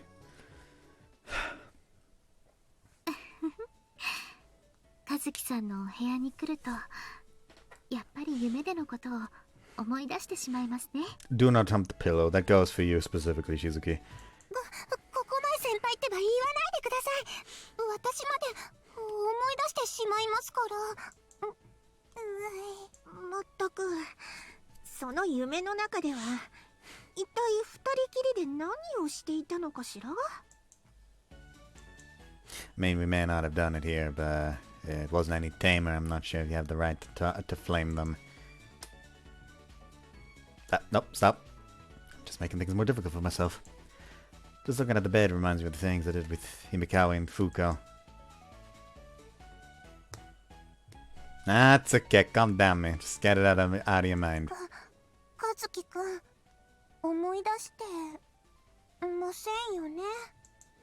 No, I'm fine. It's totally fine. Don't worry. I'm not fine. No, I'm not fine at all. It's not like I can say that. それとカレン、あんたさっきから和樹くんって何？ナチュラルにされたら反応に困るでしょ？そういう呼び方にしてみようかなって思いまして。まあ勝手だけどさ。夢の中でもそういうことがあって。 Hearing her explain is pretty embarrassing, even if it's just a dream. そうなのね。I'll bring some drinks. It's getting too much for me to bear, so I make my escape. So, what should we start? 最初に確認しておきたいんですけど、和樹くんは三鏡先生に弟子入りしていますよね。夢の話じゃなくて現実にですけど。Yeah. Everyone should already know そ that. れは呪いに対処するのが目的ですか？ Yeah, we're getting into the thick of it. Yeah. やっぱりそうですか。 There is one person here that has no idea what the fuck the curse means. どう Exactly. 呪いって。 Kreia asks, 赤 confused. 峰の遺産ですね。九重先輩もご存知でしたか？母たちが対処しようとしていたものだな。え？なにみんな知ってるの？知らないの私だけ？そのようだな。それではおのおの答え合わせといきましょうか。 We start with Himikawa. She explains how we became Suzuka's apprentices to fight the cursed. Takemine Motofuyo. Legendary mage who tried to stop the cataclysm, a terrifying byproduct of simply living next to this power spot. He wasn't successful and left Chigimori and the curse in his wake. Fast forward 10 years ago, Himikawa was the curse's target.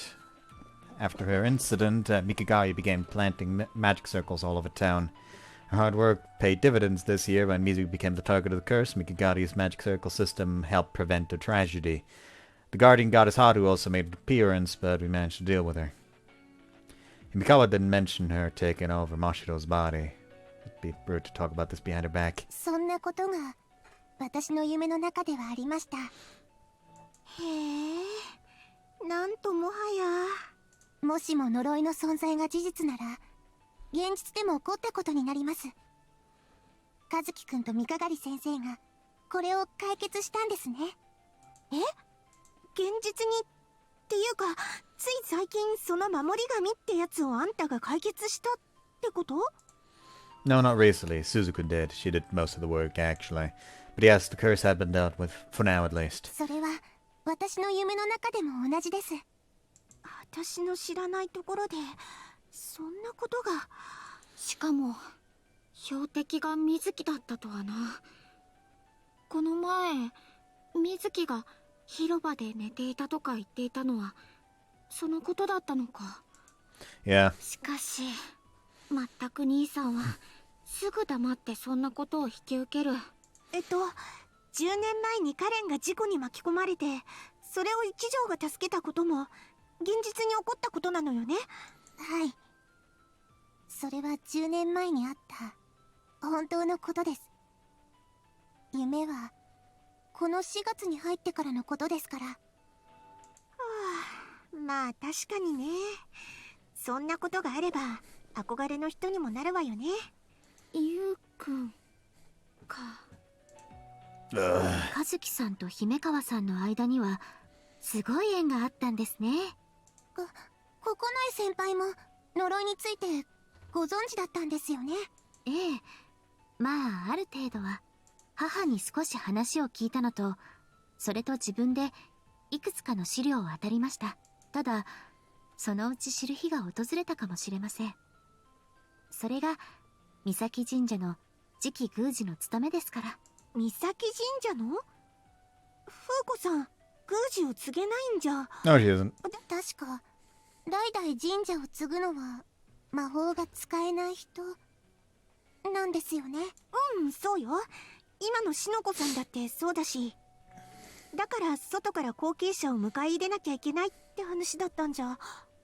ええ、その通りです。三崎神社の宮司を継ぐ資格を持つのは魔法を使えない者のみです。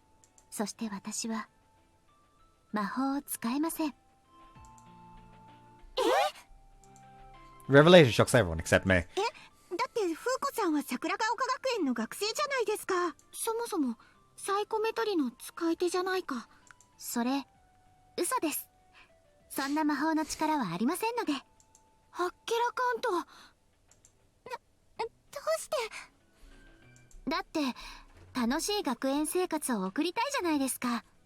それに和樹さんと同じ学園に通いたかったですし。そういうことなら諸悪の根源は兄さんってことになるな。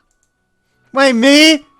Of course I catch all the blame. どうやって魔法使いのように振る舞っていたんですか？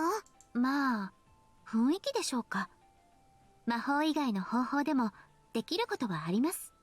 雰囲気。でも占いはどうなんですか？悪い占いは当たるっていう。その辺はまあ多少は。それに人は無意識のうちに様々なサインを放っていたりもするんですよ。占いというのはそうしたサインを読み取り、過去を知り、未来を予見することでより深く行えるものなんです。つまりフーコの占いは魔法によるものではなく、それをサイコメトリであるように見せていたということなのか。おっしゃる通りです。あとはマジックアイテムなども使ってそれっぽくですね。Wow. That's just a surprise if you tell me there's no と dreams. にかく岬神社の宮司には魔法が使えないものしかなれません。それは守り神の機能のせいです。守り神の機能ですか？ Fuko shares her dream with us. Shikimori came with the defense system. It's called the Guardian Goddess. Once activated, it wipes every memory of the curse from your mind. However, it only works on mages. It's safe to assume that its goal is to block the stream of information about Shikimori. One generation might put everything they have into harming Shikimori, but the system ensures that their plans and sentiments die with them. Their descendants have to discover the truth and come up with their own plans all by themselves. The system has successfully protected Shikimori for centuries. However, there might come a day when the cataclysm is no more. For that reason, Shikimori allows non-magic users, meaning the Kokonoes, to keep their memories of the battles with the curse. The Kokonoe family swore to keep the secret under heavy lock until the chance arose to make a change. It would be way too dangerous to allow just anyone to try and tackle the problem of Shikimori. なるほど。その話、私たちにしてよかったのか？話すのも聞くのもダメなやつです。ですが私はずっとお話ししたいと思っていました。これはここの家だけで秘すのではなく、みんなで共有すべきことだと。Fuka, from my dreams. Remember the strength in her eyes when she told me about her desire to secure Misaki's future. でも守り神が呪いに関わった魔法使いの記憶を奪うんだとしたら、どうして一条は忘れてないの？あんた夢の中じゃなくて現実でも守り神と戦ったのよね。Yeah, I hadn't really thought about that. 私もです。夢の中では守り神や呪いの記憶を失ったりはしませんでした。どういうことなんだろう。三鏡先生についてはすごい魔法使いだからってことで無理やり納得はできなくもないけど。そういえば呪いについて解決してから三鏡先生に記憶について確認されました。あれはこのことを不審に感じてのことだったんですね。守り神を倒したからということだろうか。Seems like the most sensible answer. しずきちゃんも呪いのことを知っていたような口ぶりだったけど、私はもともとプロジェクトハピネスというものがこの町で行われたらしいということをそれ以上はやはり夢で見た話になるんだが。Well, Shizuki's turn to talk. She reveals that her mom, Ichijo Misora, was the founder of the fortune-telling club. She learned about the guardian goddess around when she founded the club. Then, while researching the goddess, she happened across the curse. In the dream, we learned all this from the activity logs left from the club. We then went and collected information both from before and after Project Happiness. From our research, we gradually managed to piece together what happened 11 years ago. In order to succeed where Takamine Motofuyo failed, Mom and her group created a duplicate Shikimori. They planned to replace the original Shikimori with the guardian goddess sleeping inside with their replica. That way they could rid the town of the curse. その計画がプロジェクトハピネスだ。その計画の過程で事故が発生し、両親は亡くなった。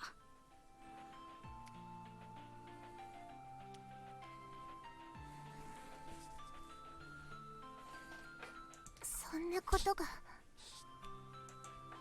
I nod back at Himikawa. In my dreams, Shizuki told me about Project Happiness and started looking into it together. 夢では確かにそうだった。ただ、プロジェクトハピネスについて知ったのはもっと以前だが、みんながそうなのかはわからないが、夢は4月11日頃に始まっている。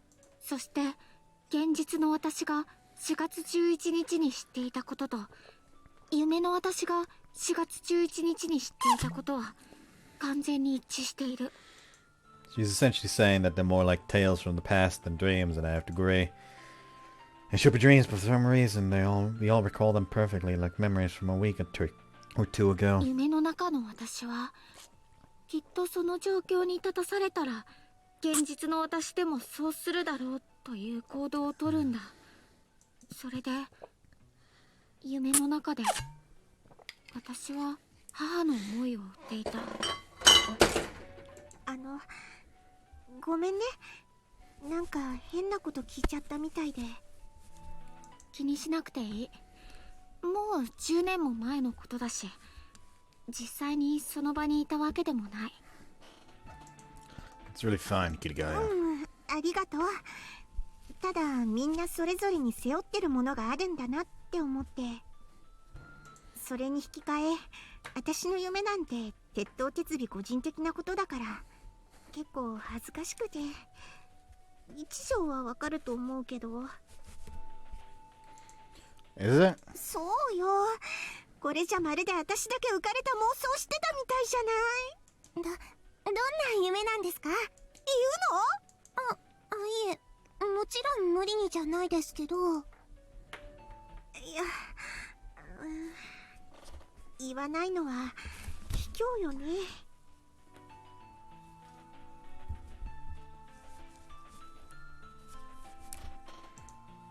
Kirigaya started talking. She admitted to faking the autonomous nature of her magic wand Ampere.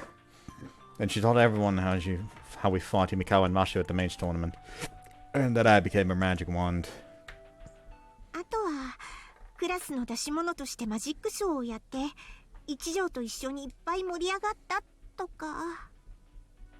ほら恥ずかしいでしょ。ごめんなさいね。深い話なんか何もなくて。いいです。なんだかいいですね。ええ、すごくいいです。すっごくドキドキワクワクします。そのりのちゃんの和樹くんへの思いが伝わってきて、可愛いなって。かわいいI can practically see steam rising from her ears. そういう話をする場じゃないわよね。でも納得できました。りのちゃんが本当に和樹くんのことをよく見てるんだなって。何よ、まだ茶化すの？いいえ、和樹くんの才能のことです。一条の才能？ She winks at me. My agility? You can talk about it, not hiding anything. So if I have permission, she starts talking about my physical capabilities. 10 years ago, I saved Himikawa from an accident. I was gravely injured, so Suzuku sealed my memories and the vast majority of my mana. But thanks to that, I became as fast as I am today. りのちゃんは以前から言ってましたよね。和樹くんには素質があって本気を出していないって。りのちゃんの目は正しかったんです。そうなんだ。そういうわけが。確かに兄さんの身体能力はあまりにおかしいとは思っていたんだ。そんな風に和樹くんのことを鋭く見てるりのちゃんだからこそ、そんな夢を見たんじゃないでしょうか。いや、そんなこと言われてもフォローされた気持ちにもなんないわよ。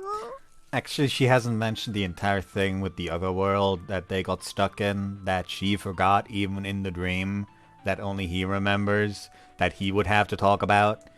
She spent some more time talking about the details of her dreams. Then soon enough it was time to say goodbye. 私たちの夢の裏側には大きな何かが横たわってるみたいだな。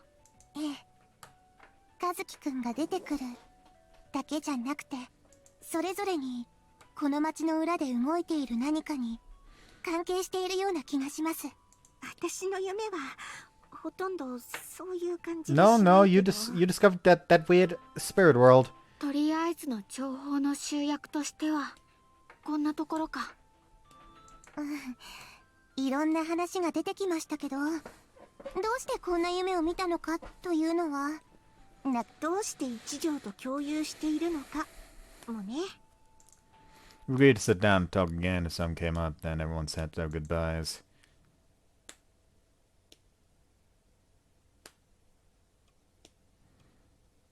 At night I'm thinking about the dreams in my room. That's so strange. At least now it's clear that I wasn't the only one having spicy dreams. No, it doesn't get me any closer to solving the mystery. Wonder if Mizuki's asleep. Tournament's tomorrow. Hope she'll be alright.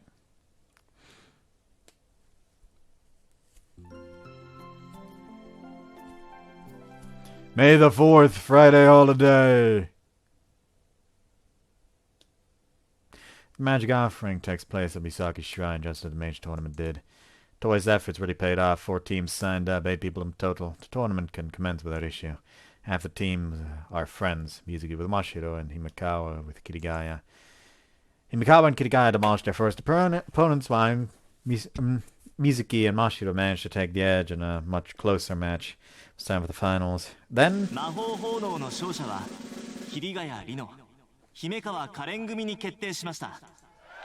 Toei's announcement is met with a wave of applause.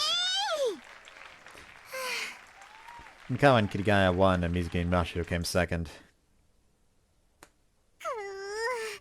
優勝するつもりだったのに残念です。ごめんね、ましろちゃん。私が足を引っ張っちゃって。いえいえ、水木先輩は結構役に立ってくれましたよ。本当？ましろちゃん、私成長したかな？ちゃんとうまくいくと思う？できますよ。水木先輩ならなんとかなります。だって水木先輩はそういう子ですから。そっか。ましろちゃん、優しいから好き？ふふふ。どんどん甘えていいんですよ。Pats Mizuki's head. そうそう。こちょこちょアタックは結構効いたわ。あの魔導書のトラップで転移するのを利用したやつ。ええ、完全に意表をつかれました。合宿した甲斐があったというものですね。はい、ましろちゃんのおかげです。でも優勝したらお祝いがあるって聞いたから参加したのに、本当にただのお祝いだったなんて。Oh, you were after the free food. Shikuni had some celebratory words to the triumphant team as their prize for winning the tournament. やっぱり勝ちたかったな。Well done, Mizuki. You did super well. 本当に？ I think you put everything you had into it and tried your best. そっか。お兄ちゃんにそう言われたら一番嬉しいな。ちょっと、水木先輩さっき私のこと好きって言ったじゃないですか。もちろんましろちゃんも大好きだよ。Mizuki hugs Mashiro. ハピネス桜セレブレーション。 Finally, I'll have a good night's sleep. At Mizuki's home, things are back to normal. I'm glad you had fun at Suzuka's place, but it was lonely without her. Mizuki enters my room just as I'm thinking about that. What brings you here so late? I reach for my lamp, but... 待ってお兄ちゃん、そのままでいい。明かりがない方が静かな気持ちで話せる気がするから。 Okay, then why don't you sit down? Sit up and Mizuki sits down next to me. Can't sleep? お兄ちゃんとお話がしたくて。 With me, about what? 今日の魔法奉納なんだけど、どうして参加したのかお兄ちゃんに言っておかなきゃって思って。 You wanted to challenge yourself, right? うん、そうだけど、どういうチャレンジかってこと。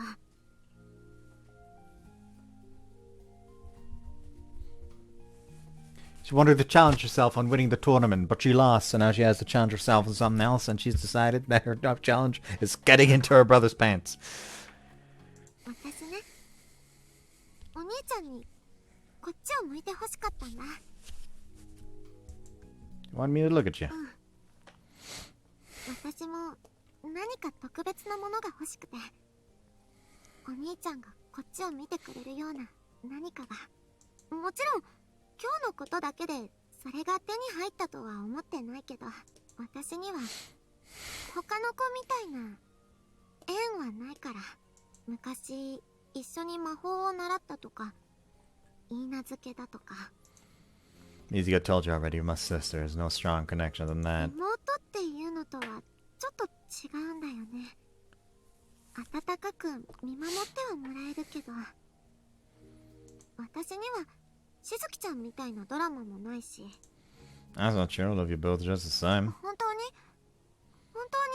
しずきちゃんと同じように大事に思ってくれてる？ Yeah, of course. じゃあお兄ちゃん、私としずきちゃんと同じようなことできる？ What? 私知ってるんだ。お兄ちゃんがしずきちゃんの夢を見て、それで。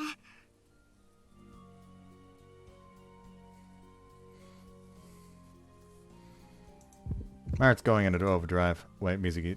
Those are just dreams. 本当に夢で見たってことは、そういうことも考えられるってことじゃないの？お兄ちゃんはしずきちゃんのことそういう風に考えたりしないの？ Well, it's just a dream. It was, but it feels like it wasn't. And honestly, I don't know if I look Shizuki. If I look Shizuki as just a sister anymore. ほら、そうなんだよね。 Can't tell her now. ねえ、お兄ちゃん。私はしずきちゃんと同じように見てもらうことはできないのかな。 Mizuki.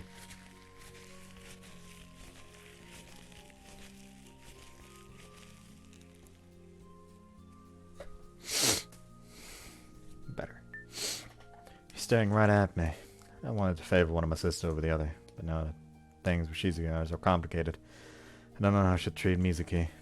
Why are you asking me that? 決まってるよ。私だって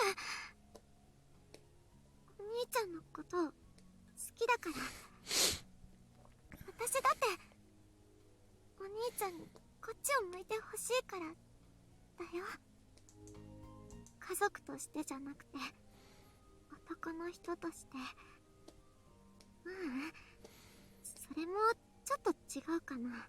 私にとってお兄ちゃんっていうのは家族としてとか男の人としてとかそんな区別はなくて、私はお兄ちゃんのことがお兄ちゃんとして好き。私にとって一つになりたい存在ってお兄ちゃんしかいないの。 I can't see well in the dark, but I catch a single tear rolling down her お cheek. 姉ちゃんとしずきちゃんの話を聞いてようやく気づいたの。私だってお兄ちゃんと結ばれたかったんだって。だからお兄ちゃんにこっちを向いてほしかった。ましろちゃん家で合宿をしようと思ったのはそれも理由なの。 What do you mean? 私がいなくなっていつもと違う状況になったら、そうしたらお兄ちゃんちょっとは私のこと考えてくれるかなって。 And to be fair, she succeeded when it comes to, like, the middle of the fucking night, because that's when he thought about her. I say, well, I certainly succeeded. I was lonely without you. そっか、よかった。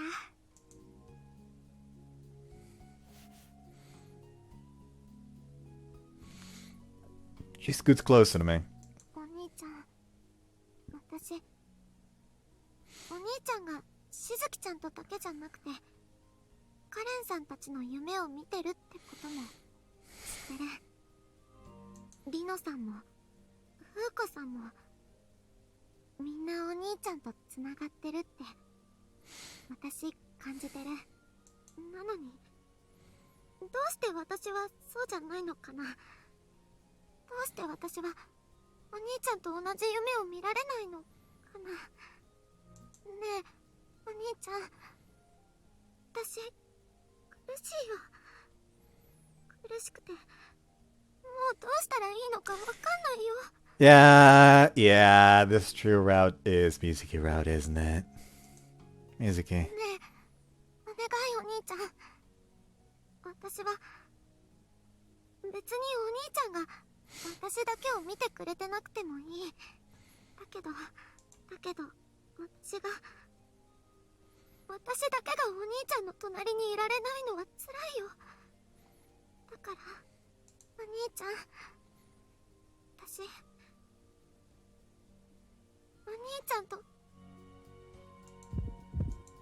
She snuggles up to me, looking me straight in the eyes. I know exactly where she's going with this. She doesn't need to spell it out for me. Must have taken all her courage to say that just now. Even after all these years, I had no idea she saw me that way. He's exactly like her sister in my dreams. I wanted to treat them both the same. But now... 実はさっきしずきちゃんにアドバイスしてもらったんだ。え？お兄ちゃんには言葉より行動だって。兄さんはある意味水木よりも鈍感なんだ。実際に体験してからでないと自分の気持ちがわからない。兄さんを攻略する秘訣は行動だ。しずきちゃん、不意打ちでキスをしろ。それからのしかかれ。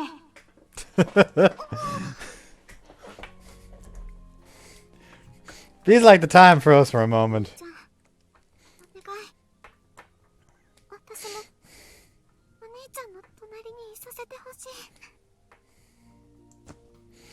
Mizuki throws herself at me. Captivated her shaking voice and brave confession, I just take it. お兄ちゃん好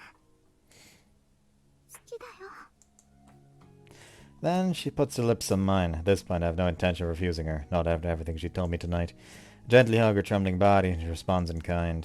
Growing up, I know I once thought our hearts could be linked so intimately, yet here we are. And so we spent the next while in each other's arms, enjoying the warmth of our mutual embrace. Yeah, they fucked. After embracing her for a long time, we pulled away and gazed at each other's eyes. 嬉しい。お兄ちゃんと結ばれて。 Suddenly felt connected with her at a much deeper level, as if our very hearts were linked together. But thanks to that, I saw her in a completely different light now. Take a moment to appreciate the new kind of warmth I'm feeling for Mizuki for the first time. 強引だったのは分かってるよ。お兄ちゃんにとっては今でも私は妹のままなんじゃないかな。 No, むしろそれでいいの。だってこれでようやく私はみんなと並べた気がするんだから。 She predicted what I wanted to say and pushed it right down, but 私はカレンさんの気持ちもリノさんの気持ちもムーコさんの気持ちもしずきちゃんの気持ちもだから別にいいの。お兄ちゃんが私だけを見ていなくたって私はみんなと同じでいられればいいんだ。だからいいの。 on the same stage, what's that supposed to mean? You're confusing. そうかな。お兄ちゃんだもん。大丈夫だよ。だって私の大好きなお兄ちゃんだからね。 Like, the mom is down in the living room. Don't you worry, buddy. I have all the fucking house renovations planned so they can all move in here. Is it fine? Don't really understand what she's saying. それにこの気持ちももう隠さなくてもよくなったんだよね。お兄ちゃん大好き。あれ？ You're confused with the voice. I noticed something. Something on my desk is shining. あれって It's mom's ring. Quickly swallowed up by the blinding white light. 兄様兄様。 Someone's calling me in the distance. My conscience is drawn to that voice. There's nothing, only me and her. Once upon a time, Takamine Motofuyu. Hold on.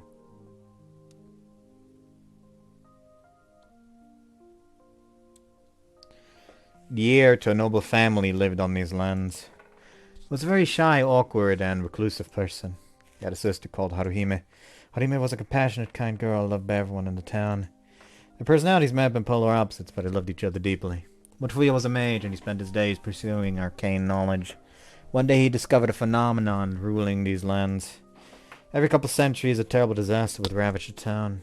He believed that this phenomenon was caused by the immense power of the divine spirit laying dormant in the mountains. He was awkward and reclusive, but he had a loving heart. He loved these lands and the people living here.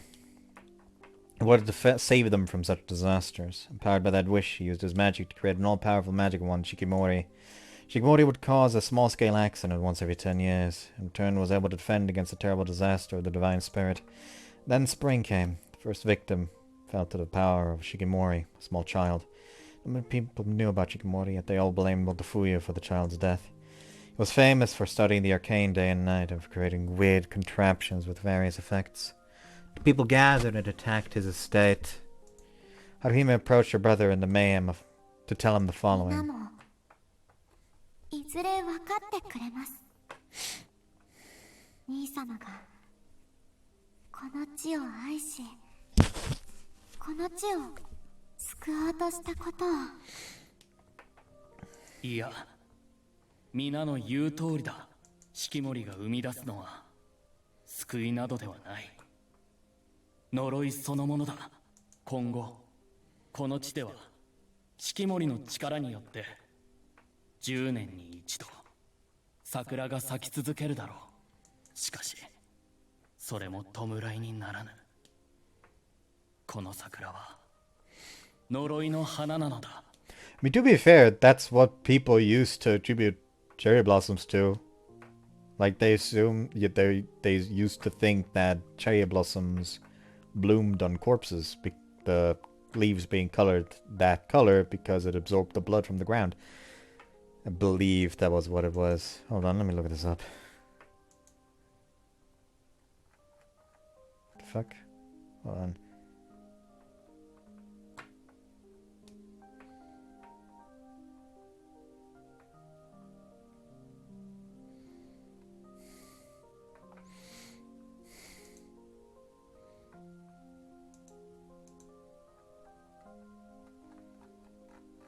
Sorry, got distracted real quick. What is that?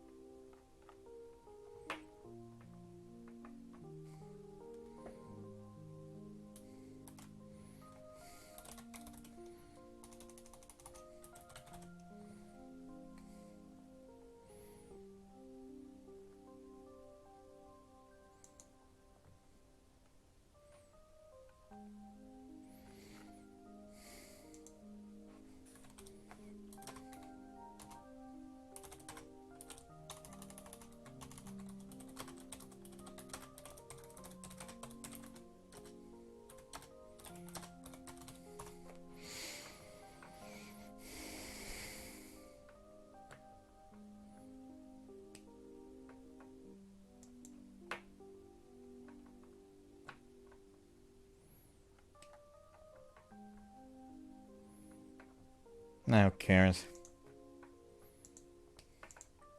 Motofuya was captured and exiled from his town. On the day of his exile, Haruhime caught up to him under a large cherry 兄 tree. 様、私も一緒に参ります。ならぬ。お前はこの地に残り幸せになるのだ。嫌です。私の心は兄様と共にあるのですから。春よ、俺は幸せになるわけにはいかぬのだ。俺はこの地に呪いをなした咎人なのだから。しかしお前は俺の罪とは関わりがない。私は皆もいずれ分かってくれると言いました。しかしそれは偽りの思いです。私は今この地の者どもを皆殺しにしとう存じます。俺は望んでこうなるのだ。前言を翻すが、俺は今幸せだ。兄様。 After that, Motofuya left. He was never seen there again. Harima stayed behind and swore a vow of chastity. As I dreamed, I had a strange sensation. It felt as if I was Takamine Motofuyu. I blinked and was back in my room. The ring's shine died お down. 兄ちゃん起きた？ Yeah, it seems I dozed off. I had a dream. 夢？どんな夢？ I dreamed of Takamine Motofuyu in the past. Strangely, I felt like I was him in the dream. そうなんだ。不思議だね。 Yeah, it is. 私も不思議と春姫は私だって感じがしてたよ。 Huh? 私も夢を見たよ。春姫が出てくる夢を。よくわかんないけど、元冬さんがこの町を守ってくれる夢。 Wait, don't tell me. きっと同じ夢じゃないかな。 Oh yeah, そんな気が by the す way, る。 that's one of the tidbits that I accidentally spoiled myself on. The second one, specifically, being that she's actually the reincarnation of her. It's kind of obvious at this point. Someone just fucking say it. That's odd. For some reason, I'm not even surprised. It almost feels natural. Music seems to feel the same. 私たち前世でも付き合ってたのかも。私が春姫で、お兄ちゃんが元冬さんで、それで生まれ変わっても兄弟で。 A previous life, huh? Is this a dream you have often? そうなのかな。こんなにはっきりと見たことはなかったからよくわかんないけど、でも多分そうなのかも。 It wasn't just some random bloody historical drama. 私もそうだと思ってた、お兄ちゃん。大好き。 We have someone new to add to the weird re-meeting. 5-5. Woke up early, even though I have no plans today. Morning. おはよう、お兄ちゃん。これからもよろしくね。 Me too. それから、ありがとう。お姉ちゃん。おね。しずきちゃんのおかげで、お兄ちゃんと一つになれたんだよ。すっごく嬉しい。まあたまには姉らしいことをしておかないとな。お姉ちゃん、大好き。あら、仲良しね。 Yeah, we're siblings after all. それが一番ね。 Yeah, we're siblings after all. It's just like, I should never forget about that. While they give him that look. God fucking damn it.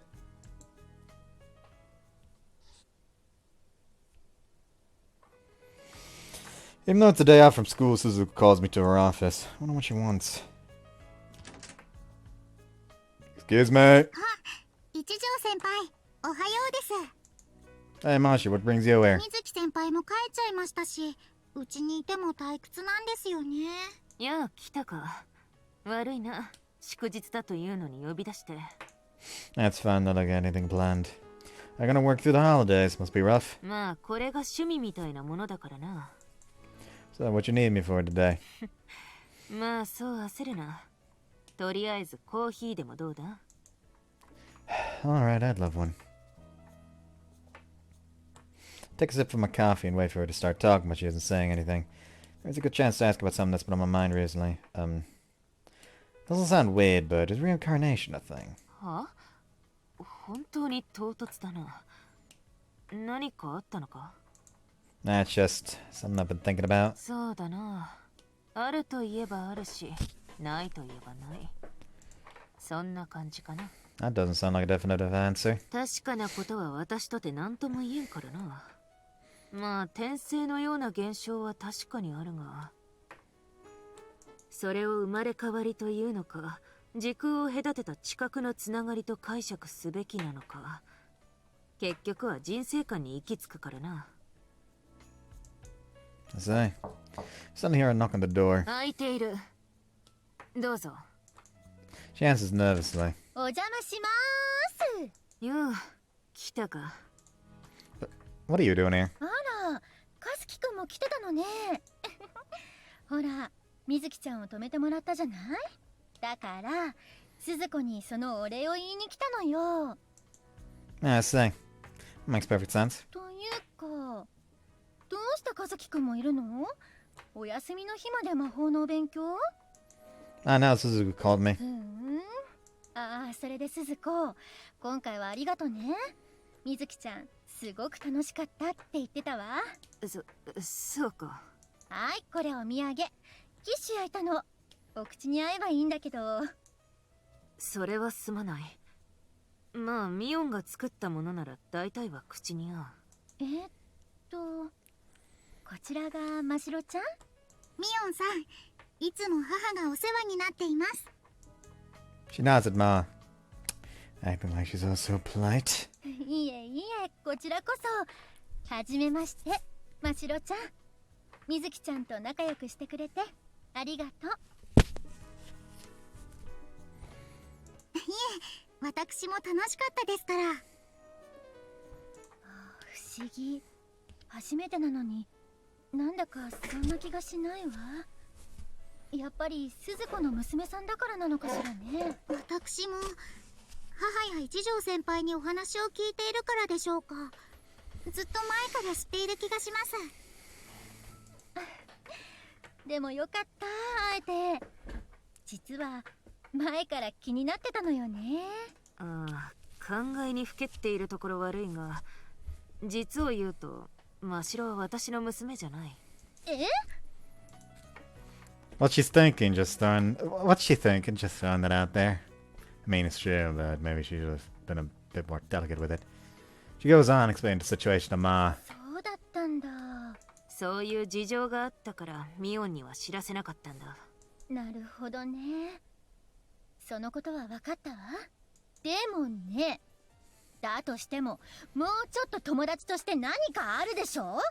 だから言ったじゃないか、事情があったって。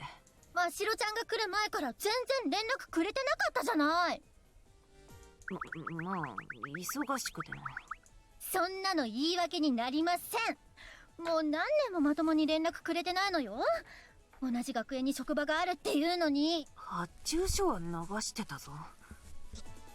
そんなのは連絡とは言いません。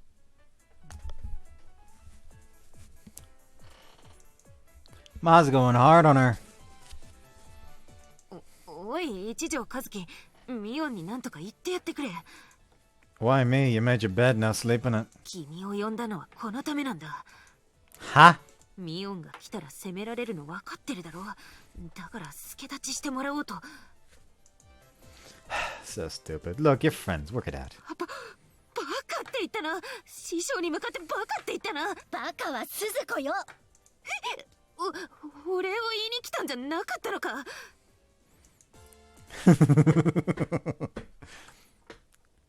ハピネス、桜セレブレーション。I was about to take a screenshot, but then we already had the CG. Kind of have to use that. ママがすみませんね。That's fine. She's my teacher, and I'm already used to it. Mashiro and I left the room, leaving Ma and Suzuko to themselves. There's no school, but the clubs are still active, and Oasis is open too. It's not particularly packed, though. でもよかったです。人付き合いしないママがお友達とお話しして。Mashiro seems truly glad 実 for her. の娘ではありませんが、私にとってはママですから。I know. However, I'd easily mistake you for a real mother and daughter. 本当ですか？それは嬉しい感想ですね。I don't mean to pry, but do you remember anything before meeting Suzuko? 全然。真っ白って名前もママがつけてくれたものですし、まあ歩き方とか魔法とか言葉とかは覚えてますけど、でもプライベートのことは全然ですね。本当の自分ってのが別にあるはずなんですけど、どうも切迫感がないんですよね。このままでいいかって思えて、記憶がないのにつけ込まれたとこはあるんでしょうけどね。春に取りつかれたりしたのは。You remember that? あの子の後ろで見てたような感覚です。だから何が起こったかは覚えてますけど、何を考えていたかはわからないんです。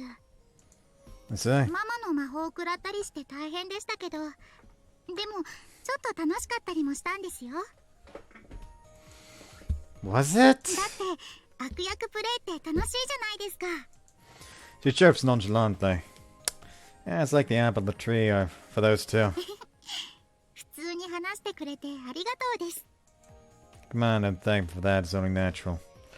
I'm sure she'd hate it if I was cautious around her. それはそうと、水木先輩どうなりました？ Huh? What do you mean? 実は水木先輩に相談されてたんですよね。風子先輩や姫川先輩や桐ヶ谷先輩が羨ましいって。みんなには一条先輩との間に縁があるけど、自分はただの妹でそんなのないって。 She went to you with that? 水木先輩って前からそうじゃないですか。一条先輩に対して家族として好きはすごくストレートに出しますけど、異性として好きは隠してて。 Really? そりゃそうですよ。水木先輩の気持ち見ててわかりませんでしたか？ Right. I have to admit it, but I realized the same thing after hearing music out last night. はあ、本当にしょうがない人ですね。まあ、一条先輩は妹思いですから、その辺逆に鈍感になるってのはわかる気はしますけどね。 She read me perfectly. I'm a failure. まあ、だからそういう相談をされたわけですよ。一条先輩に自分の方を向いてほしいって。で、私はちょっと提案してみたんです。魔法奉納に出てみるのはどうかって。 Was that you? そうですが、一条先輩は水木先輩が自分から言い出したと思われていたんですか？ Nah, I found it weird the moment you brought it up. はあ、そういうとこも含めて女の子の気持ちを察してあげられないなんて、一条先輩は本当に鈍ちんなんですね。 I mean, yeah, you're right. まあいいです。そんなわけで水木先輩と出てみたわけなのです。勝ったら一条先輩にいいとこ見せられるかもしれませんしね。まあ負けちゃいましたけど、それにうちに泊まって距離を置いたら水木先輩のことを見つめ直す機会になるかもしれないですし、ある種しずき先輩のやり方のパクリです。距離を置いて飢餓感を煽るっていうやつです。 She's cackling like a crook. They played me like a fiddle and it was all for the greater good. Can't tell them off for it. Rather, I have no right to tell them off after what happened last night, including that dream. で、水木先輩とはどうなりました？うまくいったとは水木先輩からも聞いたんですけどね。具体的にどううまくいったのかなって思いまして。 Ah, shoot, we'll just look at the time. I have to go. またわざとらしくスマホなんか見ましたね。 No, I mean it. I agreed to meet someone. I'm not lying. I have a meeting with a very specific group of people. She's asked me to call it this morning. なら、その用事が終わったらメッセージもらえますか？ Sure. では、お願いしますね。 We gather at my classroom. School's out, so there's no one here. 和樹さんの教室だって思うとワクワクしてきますね。 Is it? それに休日の学園で和樹さんとこっそり相引きなんてドキドキしてしまいます。 It's not really a date, though. Though the genuine smile she wears makes more advice too. But ああ、私たちもいますし。そうですよ、九重先輩。やっぱ教室は広いわね。やっぱり一条の部屋はみんなで集まるには狭かったわよね。Tom, what did I say? Classroom door opens and Shizuki enters. Alongside Mizuki. Mizuki, why? 夕べのことを考えたら連れてこないわけにはいかないだろうというか、その話をするのが目的で集まってもらったんだ。夕べのこと？ Ah! 水木と兄さんが同じ夢を見た。 Everyone looks at me in 兄 disbelief. さん、夢のこと水木から聞いた。Oh, did you? 夢って私たちのと同じような？いや、私たちが見たものとはタイプが違う。だが夢の共有があったことに変わりはない。水木と兄さんが見た夢のことを話すつもりなんだが、その前に私たちの夢の話を水木にもしておきたい。 She looks around, seeking agreement. 確かにそうね。水木ちゃんの話を聞くにしても状況を分かってもらうのが先よね。ええ、そうすべきだと思います。必然的にそういう話もすることになりますが、それは避けられない。それに私の夢のことはすでに少し知っているし。 So we started sharing our dreams with Mizuki. Everything that happened in them, including the smallest details. Mizuki sat there listening to us with a mix of surprise, awkwardness, and a faint blush on her cheeks. お兄ちゃんとみんなが不思議な夢を共有してるっていうのは聞いてたけど、ここにいるみんながお兄ちゃんと結ばれてたんだ。しずきちゃんとだけじゃなくて。夢の中の話だけどね。そうですよ。でもお兄ちゃんも同じ夢を見てるんでしょ？ Yeah. だったらそれって付き合ってるってことだよね。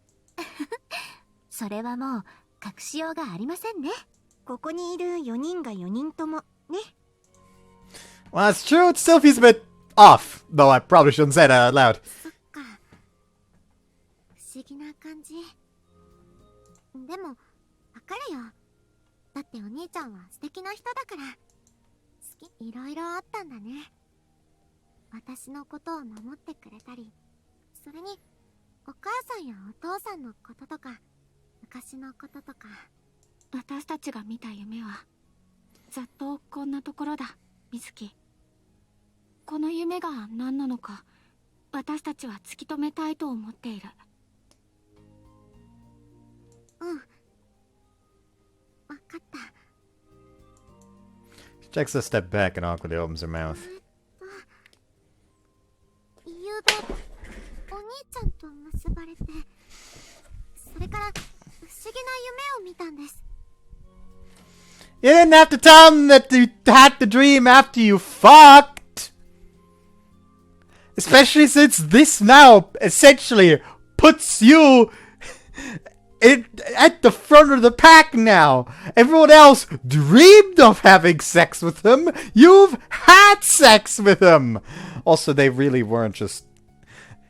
It is a... I wish they would at least, like... keep it somewhat fucking even, I guess. Like, either censor all mentions of the sex with them just cuddling, or just cut the sex, say they had sex, and then just be honest about it. Please. ちょっと待った。今さらっと言ったけど、お兄ちゃんと結ばれた？はい。一条？本当なの？ Not my proudest moment. Yeah. I can fear it, but the ruckus gets any before the ruckus gets any bigger. しずきちゃんが後押ししてくれたんです。私はお兄ちゃんと結ばれて、そうしたら遠い過去の記憶を夢に見ました。私は1000年も前からお兄ちゃんと一緒だったんだって分かりました。私にもみんなと同じような特別な縁があったんです。それが分かってすごく幸せです。 Nobody says a word for a while. 大丈夫リノちゃん？まあなんとか。ちょっと衝撃的だったけど。平気というわけではないですけど、ただ私たちはそういう決意をしたんだと思うんです。みんなの気持ちが和樹くんに向かっていることをみんなで認めましたから。なるほどね。私は覚悟が決まってなかったってわけね。そうよね。当然ありなのよね。私だってみずきちゃんがというのは驚きましたけど、すみません。いいんですよ、水木さん。責任は和樹さんにあるんですから。そうですよね。Right. で、ここからが本題だ。その、水木と兄さんは同じ夢を見た。She tells everyone about our dream. It's a tale from a long time past. A tale of Takamine Motofui as it says the town gets exiled nevertheless. A tale of siblings whose love remained unfulfilled in their lives. 聞いている言い伝えとはちょっと違う話ですね。Yeah, it's difficult to tell if our dreams are true or not. でも根本的なところでは私たちの夢と整合性がありますよね。そんなこと夢を見るまで水木ちゃんは知らなかったんでしょ？はい。そもそも呪いや災いということもさっきまで聞いたこともありませんでしたから。そうですよね。だから一定の真実味はある気がします。桜の年が呪いのせいだっていうのも初耳だけど、これも正しいのかもね。それともう一つ重要なことがある。その夢から覚めた時、兄さんの指輪が輝いたらしい。指輪ってお母さんの形見だという？ああ、その指輪だ。輝いたのはただの偶然かもしれない。だけど私はそうじゃないと思う。タイミングがタイミングだから。私は夢と指輪に何か関係があると思う。その指輪、今も持ってるの？ Yeah. Take it out of my pocket. Looks like any of the ring. No shine, nothing. 一つ思い出しました。どんなこと？私の夢の中でも指輪が輝いたんです。ちょうど桜の木の下で和樹くんとキスしようとした時のことです。ほほう、それはまたロマンチックな。それは確かにそういうタイミングですね。二人の気持ちが通じ合った時に輝くと。しずきちゃんが言いたいのはこういうことね。この指輪は気持ちが通じ合ってる二人の間に夢を共有させる能力を持つマジックアイテムだと。ああ、控えめに言えばその通りだ。控えめに言えば何ですか？私はもう少し大胆なことを考えている。この指輪の能力は記憶を持ち越すことなんじゃないかと。私たちは夢を共有してるんじゃない、記憶を持ち越してるんだと私はそう考えた。どういうこと？私たちが見た夢は夢じゃない、現実に起こったことだ。ただしそれはこの世界ではない別の世界で起こった現実だ。別の世界ですか？ああ、私たちはその別の世界で起こった記憶をこの世界で夢として記憶を持ち越したんだ。Is that even possible? 不思議なことじゃない。魔法使いの本質を考えるなら、魔法使いとは複数の世界から一つの世界を選び取る存在だ。ある意味この世界とは違う世界を同時に生きてるんだ。だがそれは力を行使するために無意識的に行っていることで、他の世界の意識や記憶を知覚することは本来ない。しかしもし本当に指輪にそういう力があるのだとすれば、私たちは選ばなかった別の世界での記憶をこの世界に持ち越していると確かにそういう理論を習ったことはあるけど、正直そういう自覚がなかったからピンときてないのよね。だけど魔法の原理としてはそうかもしれないけど、でもそこで言う世界って所詮は一瞬だけ存在するものでしょ？私たちの夢みたいに長続きするものじゃないわ。はい。確かに私もそういう風に教わりました。もちろん教科書的にはそうだ。しかしそう考えられるなら今回起きていることにいろいろと納得がいくんだ。夢なのにこの現実と整合性があることとかですね。ああ、私たちが見たものが夢ではなく現実だったと考えれば納得できることだ。兄さんが私と結ばれる現実でも他の誰かと結ばれる現実でも過去に起こった事実そのものは一つのはずだ。だから夢の中で見聞きした情報が現実での過去の事実と一致するんだ。そっか。確かにそう考えればそれで筋が通るように思えるけど。だけどちょっと待って。もし本当にそうだとすると現実に起こったっていうことは私一条とああいうことなんかとかしたっていうことなの？ She doesn't need to spell it out for us. We all got the picture here. そう言っている。いやけど本当りのちゃん、大丈夫よ。そういうことになっちゃうのか。しずきさんの仮説正しいのかもしれませんね。だって夢というにはあまりにリアリティがありましたから。だから今こうやって和樹さんを囲んでいるのかもしれません。現実に結ばれたからこそ。それは和樹さんの方も同じじゃないですか？ Sorry. だって少し前までの和樹さんなら皆さんから同時に思いを寄せられてそれを受け止められるようには思えません。知らないうちに別の世界の現実を経験していた和樹さんは少したくましくなってしまわれたのかもしれませんね。 Maybe. It's not for me to say, but without the dreams, I probably would have run away.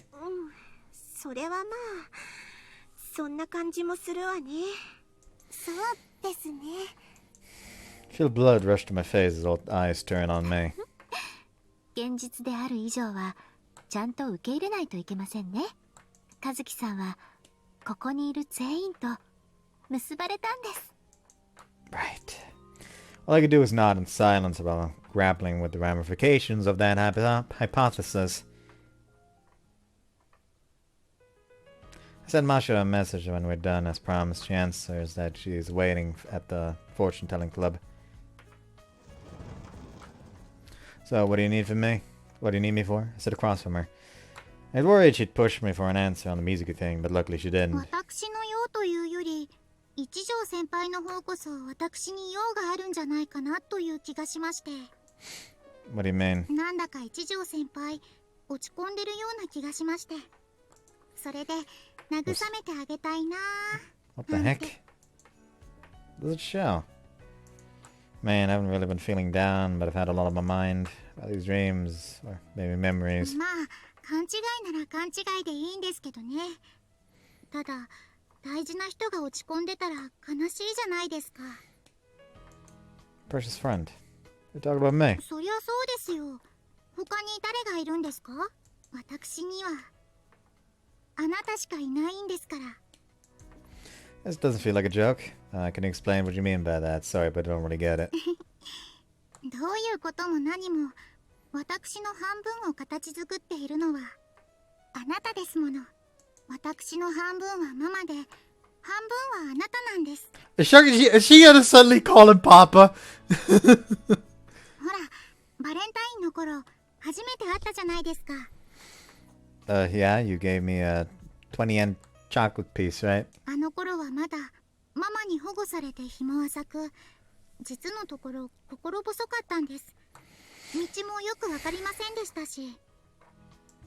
Really? Thought you'd been with her for years. そうですね。あなたにはそう伝えていませんでしたから、そう思われていたのも当然だと思います。ですが、あなたとお話ができたから生きていく自信がついたというのは事実なんですよ。Oh, wow. もちろんあなたと出会ったのは偶然です。私は基本的に惚れっぽいですからね。ですからそんな乙女としては大事な人を大事にしたいと思うものなんです。というわけで一条先輩、 What? 何か落ち込んでることはありませんか？ She's weird. It's like she's a different person. What the young carefree must I know involve yourself with me to this degree now? And because of that striking difference, I slowly opened my mouth. I feel guilty. I feel as if everything's my fault. It's not about any one particular thing. I'm responsible for everything that's happened about me recently. 抱え込んじゃうんですね。 Well, I'm often said to keep things to myself to a worrying degree. 目をつむってください。 Huh? I don't understand what's going on, but I can't resist her sweet, gentle words. I close my eyes. What the fuck?! Her sensual voice is anxious for me. The next moment I feel something warm, soft, tough to my lips. What? 言うの忘れてましたけど、目を開けちゃダメですよ。 This feels criminal. じっとしててください。 Please cease. And again. That time, the warm, squishy feeling lingers on my lips for a long time. It's a kiss. Not a violent tongue tornado, but a kind, gentle kiss. I never thought you could be such a warm, reassuring presence. At the same time, I feel like this is Masha in her purest form. So bold, bright, and warm, just like the sun. By her warmth, I feel calm. これが私の気持ちです。 She admits with a gentle smile. A smile wider than ever before. Mashiro. 何ですか？またキスしたくなりましたか？それとも頭をなでなでするのがいいですか？ Just then something in Mashiro shifted. In her eyes I saw a sharp light. Mashiro. わらわは真っ白ではない。 What? Mashiro's body in that speech pattern, there's no doubt. You're... やっと出られたの。 This is not Mashiro anymore. It's the guardian goddess Haru. Aren't you supposed to be dead? Sharp my senses and prepare for 動 battle. 物はせぬ。力を失っただけじゃ。そう構えるな。力を失ったと言ったであろう。 I don't know about 今の that. わらわは真っ白の魔力を操ることもできぬ。 I don't know about that. Why'd you even come out? うぬに伝えることがあっての。指輪を出してみよ。 Huh? Ring? Take the ring from my pocket. The ring's shining and it doesn't seem to be losing its light. What? 指輪に力が満ちておる。それでわらわも出てこられたわけじゃが、この指輪は記憶を守る力を持つ。いわばわらわと正反対の力じゃ。うぬがわらわや遺産のことを忘れておらぬのもこの指輪の力によるもの。この指輪は魔法の力や自念の摂理に抗して記憶を保つ力を持つ。今わらわがこうしてうぬの前に現れているのも同じこと。真っ白の中のわらわの記憶が呼び覚まされたのじゃ。 I thought you finished, yeah. いいなことを。わらわは真っ白と混じり合って存在している。取り付いたわけではない。 Really? I don't really get how that works, but alright, I'm just gonna go with the flow right now. その指輪の真の力は別なる世界での記憶をこの世界に持ち越すことじゃ。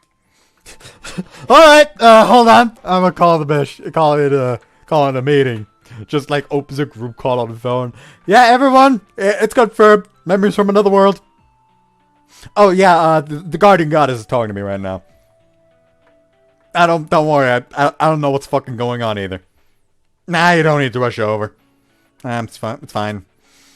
It'll also be kind of awkward. Haven't wiped off the lipstick yet. Huh? Did Howard just confirm Shizuki's theory? How do you know that? それは春姫がこの指輪を作ったからじゃ。 Haruhime? わらわは春姫の人となりを伴として作られた。だから春姫の思いは知っておる。兄を慕っていた春姫は式守作りにも加わっていた。だが優しきあやつは大きな不幸と小さな不幸を計りにかけることに苦しんだ。それゆえにもっと根本から災いをなくす方法がないかと考えた。そのために兄に比して作ったのがその指輪なのじゃ。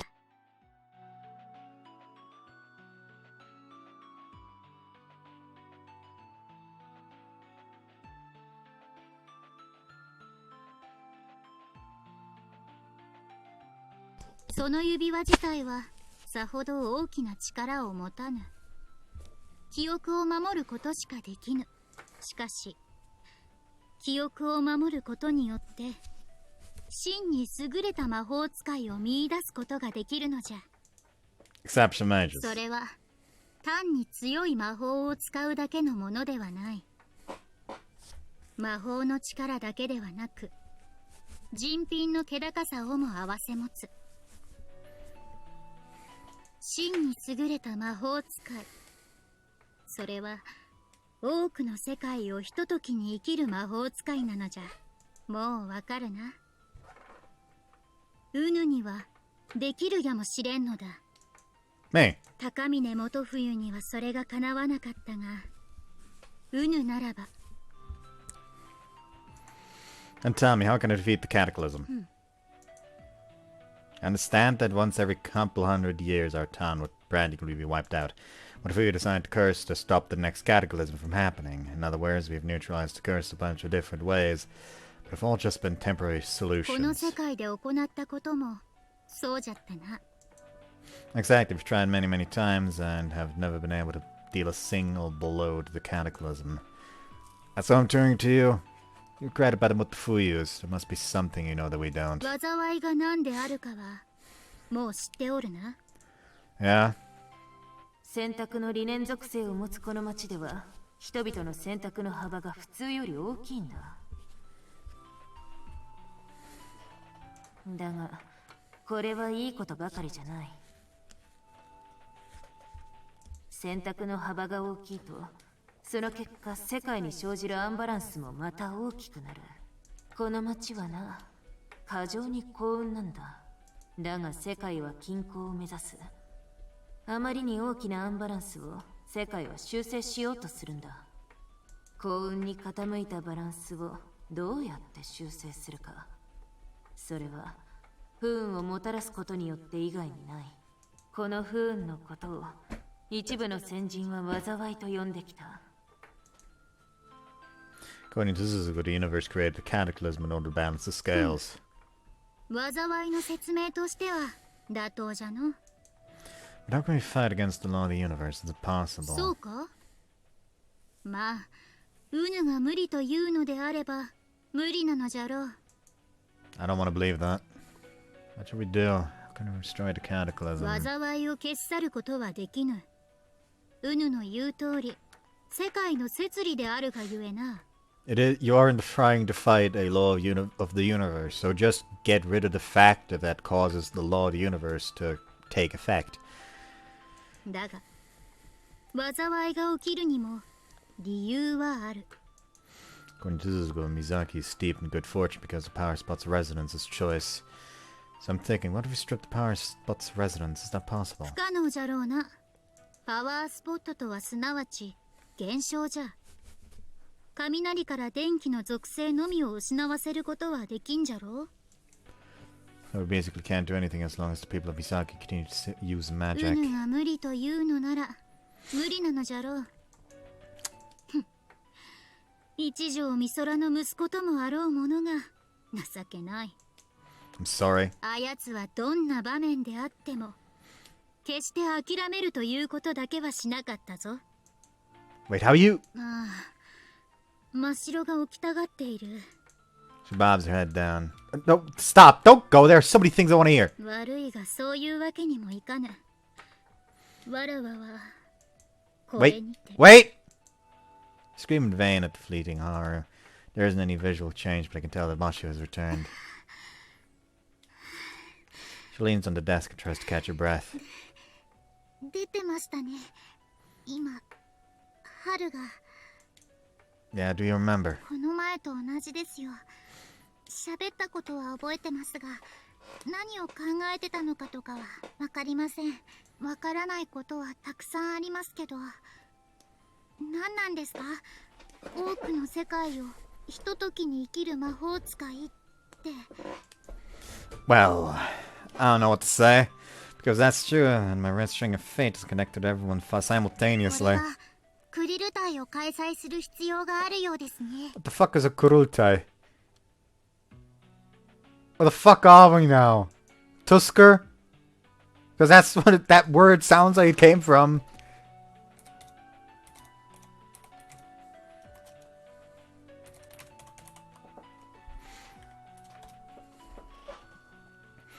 A kurultai, also spelled kuriltai, or is a traditional assembly of council of Mongol or Turkic people historically used for making major decisions like electing a new leader, Khan, deciding on military campaigns, or redistributing wealth. Why are we suddenly fucking Mongolian? I know I've been playing Fate Extella as of late, and I'm currently playing the Altera route, but still. Also, can we just talk about that whoever designed the entirety of the Altera route really has a giant test fetish? Which also, again, why does Zephyr suddenly get tits like that? Anyways. Huh? A Kurul what now? この前から皆さんでやってるじゃないですか。秘密の集いを。How do you know about those? まあ、風子先輩から聞いたんですけど。Why she's got such a loose tongue? その集いに私も混ぜてください。ちゃんと議論する必要があります。It's clear she's deeply connected to the dreams. While she isn't the main character in any of them, Haru's influence could be felt in nearly all of them. We need to have Machiro join us. Alright. うまくすれば全てを解決できます。いや、だって春の言うことが正しかったら一条先輩はすごい魔法使いなんでしょ？ Sure don't feel like one. とにかく集いです。招集をお願いしますね。Sure. ハピネス、桜セレブレーション。The kiss still felt mildly criminal. She's give us my room at night. 兄さん、風子からこれを借りてきたんだが。She brings me a familiar wooden box. Oh, that's from the club. They're mom's diaries, aren't they? 夢の中でこれを読んでいたことを思い出し、風子に頼んで借りてきた。細かい内容については覚えていないが、これにもいろいろと書いてあったはずだ。読めば right. まだ何かわかるかもしれない。He's right, maybe we'll learn something. I also remember reading them, but I can't recall the contents. Maybe we'll... Shizuki, give that to me.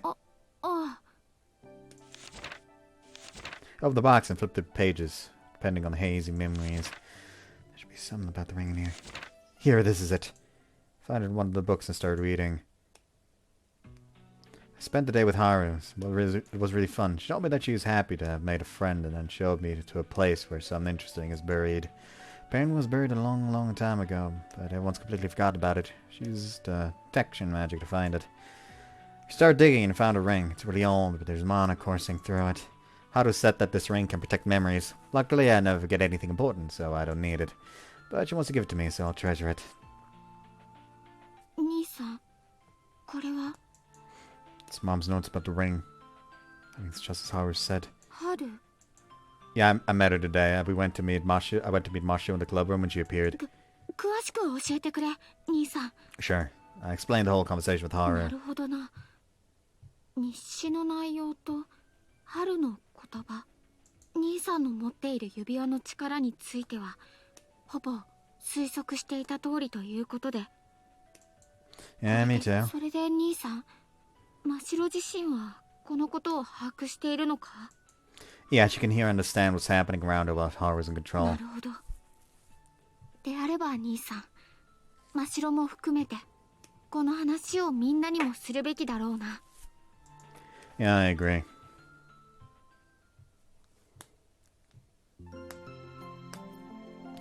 Sunday, May 6th. We gather in the club room on Sunday. I'm really into this. Like, I don't know what the fuck's happening! I know I should be ending it here. It's already been going on for almost 3 hours. Who cares? What's one more scene? We gather in the club room on Sunday. Cheesy called a meeting to discuss what we discovered about the ring. Mashio's with us still.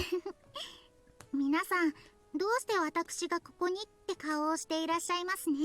ああ、いや、どうしてここにっていうよりも、なんか嫌な予感がするんだけど。This has the same energy as every single time in 100 Girlfriends. He has to explain that there's a new girlfriend. Like, everyone knows where this is going. Just fucking throw it out here. She shoots me a suspicious glance. Why does she always gotta catch on to these things? But it's fine. The fact the kiss doesn't have anything to do with this topic. We can just ignore it. けど、まさかね。りなちゃんの予感って。おや、悪い予感ですか？一条先輩とはいいことしかありませんでしたので、それは違うかもしれませんね。Mashiro, it would have been so easy to word that more inconspicuously. You don't need to tell them to. You don't need them to start looking into us. At least I sure don't. いいこと一条それってやっぱり。兄さん、それは私が聞いていたことと違うが、もしかして昨日聞いた以外にも何かあったのか？ Wait! Let me make one thing perfectly clear. I didn't do anything! で、ましろちゃん、何があったのかな？私と一条先輩で熱いキスを交わしたわけですが、そこについて詳しいお話をした方が良いでしょうか？ What are you saying? He wasn't even all that passionate. I think it was pretty one-sided. おや？やっぱり一条あんた水木ちゃんだけじゃなくましろちゃんまで。But I didn't do it! Mashiro suddenly kissed me! まあ、確かに私からしたというのは否定はしませんが、ですが、一条先輩は受け入れてくださり、その後熱いキスを交わさせていただいたと私は認識しているのですが。一応何か反論は？ No. まあ、和樹さんですからね。He's out of control! Great. Why do I feel like my reputation is getting worse with every passing day? Though we did share a kiss, I don't have a defense for that. まあ、それはさておき。Yeah, what happened after the kiss is much more pressing. そうですね。一条先輩とのキスを終えた後、先輩の指輪が輝いて、その後に私の中から春が出てきたのです。春というと、守り神のですよね。ええ、そうです。Let's have everything we discussed with Haru, including our findings on the ring. 指輪の能力、しずきちゃんの推測通りね。そうですね。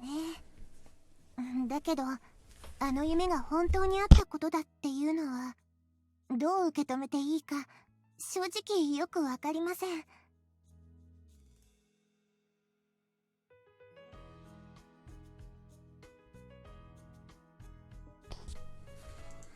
そうよね。指輪の力がそうだと分かった以上、そういうことになるのよね。Like, actually, it might be helpful if we had Haru here. Could you, Masha, would you mind real quick? I'm really sorry, it must feel uncomfortable, but like, could you do that real quick? Oh yeah, sure. What does thou want from... Why are there so many people? We've come to rend your fate, Haru. What? Just kidding.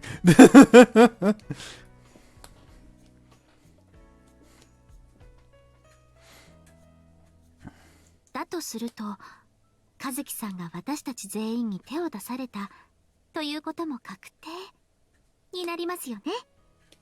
あらまあ。私たち4人以外にも水木と、そして真っ白にも手を出したことになるな。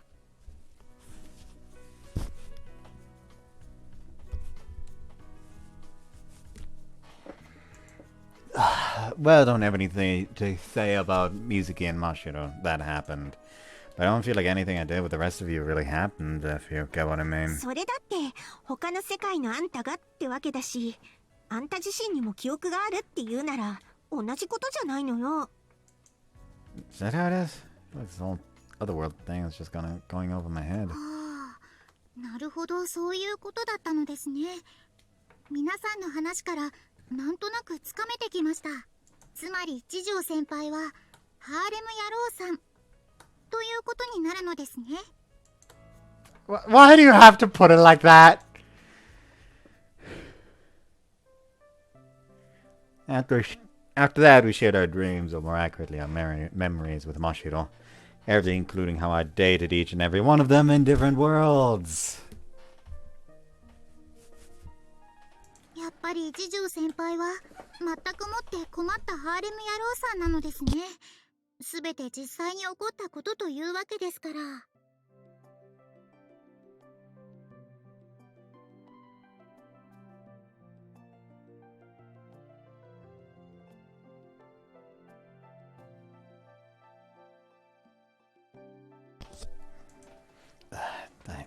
I have no defense. 本当にこの人は油断も隙もないですね。他人に興味ないような顔してね。まあしかしこれで春が言ったことは理解できましたよ。一条先輩みたいな人に災いを何とかできる素質があるってわけですね。ましろちゃん、災いのことを知ってるの？そっちの話はこれからするところだったのに。ああ、その辺のことは大体は知っていますよ。ママに聞いてますから。呪いを解消しようとママたちが11年前に進めていた計画がプロジェクトハピネスですね。その後にママは単独で計画を進めていて、これについてはプロジェクトハピネス 2.0 ってママは呼んでいましたね。そうか。鈴子から聞いているのか。Wait, that doesn't make any sense. She told me to keep that stuff secret from you. 多分刺激しないようにってことだと思いますよ。だって私は記憶喪失の魔法使いっていう危なっかしい存在なんですから。記憶喪失？あれ？一条先輩話してなかったんですか？ But it's not something I'd go and tell everyone about behind your back. そうですか。では皆さんにはここでご説明させていただきますね。She tells everyone that she's a maid suffering from amnesia. Suzuko took her in this year. They quickly realized she's not in fact Suzuko's daughter. She also told everyone that she was possessed by the guardian goddess who fought us. You'd think she'd be very serious and deliberate with her words while talking about something so personal, but nah, it was her usual nonchalant self. というわけで、災いとか呪いとかのおおよそについては私も知っています。でも多分それ以外のこともいろいろあるわけですよね。ええ。じゃあ他のことについても話せないとね。私たちが見た夢をまとめるとこんなところ。いや、もう夢じゃなくて記憶と言った方がいいかしらね。だいたいわかりました。ところで今までの話だと記憶を持ち越してるのは姫川先輩、桐ヶ谷先輩、風子先輩、しずき先輩の4人ですよね。ああ、じゃあ水木先輩は？ましろちゃん、私はね、おとといの夜お兄ちゃんと同じ夢を見たの。お兄ちゃんと私の前世の夢を前世？うん。はは、前世ですか。 Like, she finishes talking about it, and suddenly Haru immediately comes back out, just fucking grabs him by the shoulder, like, "What the fuck do you mean, you Motofuyu? You could have fucking told me!" 本当のところは前世かどうかなんてわかんないんだけど。いやいや、それは前世ですよ。水木先輩にだって一条先輩との縁があったってわけです。で、水木先輩、肝心なところをまだ聞いてませんけど、一条先輩とうまくいったんですか？ She casts her eyes down, gulps, then does a small nod. おお、そうですか。うまくいってよかったですよ。相談に乗った甲斐があったというものです。she just looks over at him. So when's my turn in the bed, in the bed, ring of bed? ありがとう、ましろちゃん。ね、一条先輩。 Yeah. They're so strong. The thing is, I watch them discuss the most intimate points of their lives. Even though sometimes they get frantic or embarrassed, they're still here talking. And they're all openly admit their feelings for me. I'll have to get myself together. これではっきりしましたね。Yeah, Haru found the ring Haruhime created, gave it to Mom, and it ended up in my hands.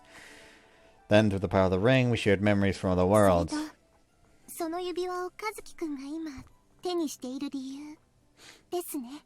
春が言っていた記憶を守ることによって真に優れた魔法使いを見出すってやつ？はい。高峰元冬さんにはかなわなかったことも和樹くんならできるかもしれないという。According to Haru, that is monstrally doubtful. 和樹くんは迷っていますか？本当にそんなことが自分にできるのかって。Yeah, I'm scared. 一条は託されたわけよね。春から災いをなんとかしろって。Yeah, exactly. ならやるしかないんじゃない？一条に自信があろうがあるまいが、春姫の思いが込められた指輪が1000年の時を経てその力を発揮して今一条の手にある。そう考えたら後戻りすることなんてできないでしょ。 You're making a scary good point. 大丈夫ですよ。和樹くんならできます。きっと。 Yeah, though I'll probably need your help. それは任せておいてください。ええ、一条にだけ任せておくわけにはいかないからね。私たちも記憶を共有しちゃってるんだし。皆さんやる気満々ですね。私もですけど。しかし呪いではなく災いの方をどうにかしろとは、春姫もなかなか無茶なことを言うものだな。それでも春姫はお兄ちゃんなら何とかしてくれるって思ってたんだよ。そういえばその件に関しても春が何か言っていましたね。何？兄さんは春と災いに関しても話をしたのか？ Yeah, though she didn't tell me much. I explained what I know about the cataclysm from my conversation with Haru. なるほど。 Did you figure something out? いや、そうじゃないが、欠けているピースがまだ一つあると思ってな。今までの話の中で出てきた最大の当事者がここにはいない。 Oh, yeah. Oh, yeah, she's right. シンクのアポカリプス、三篝鈴子だ。 Are you gonna have to explain everything again? ハピネス、桜セレブレーション。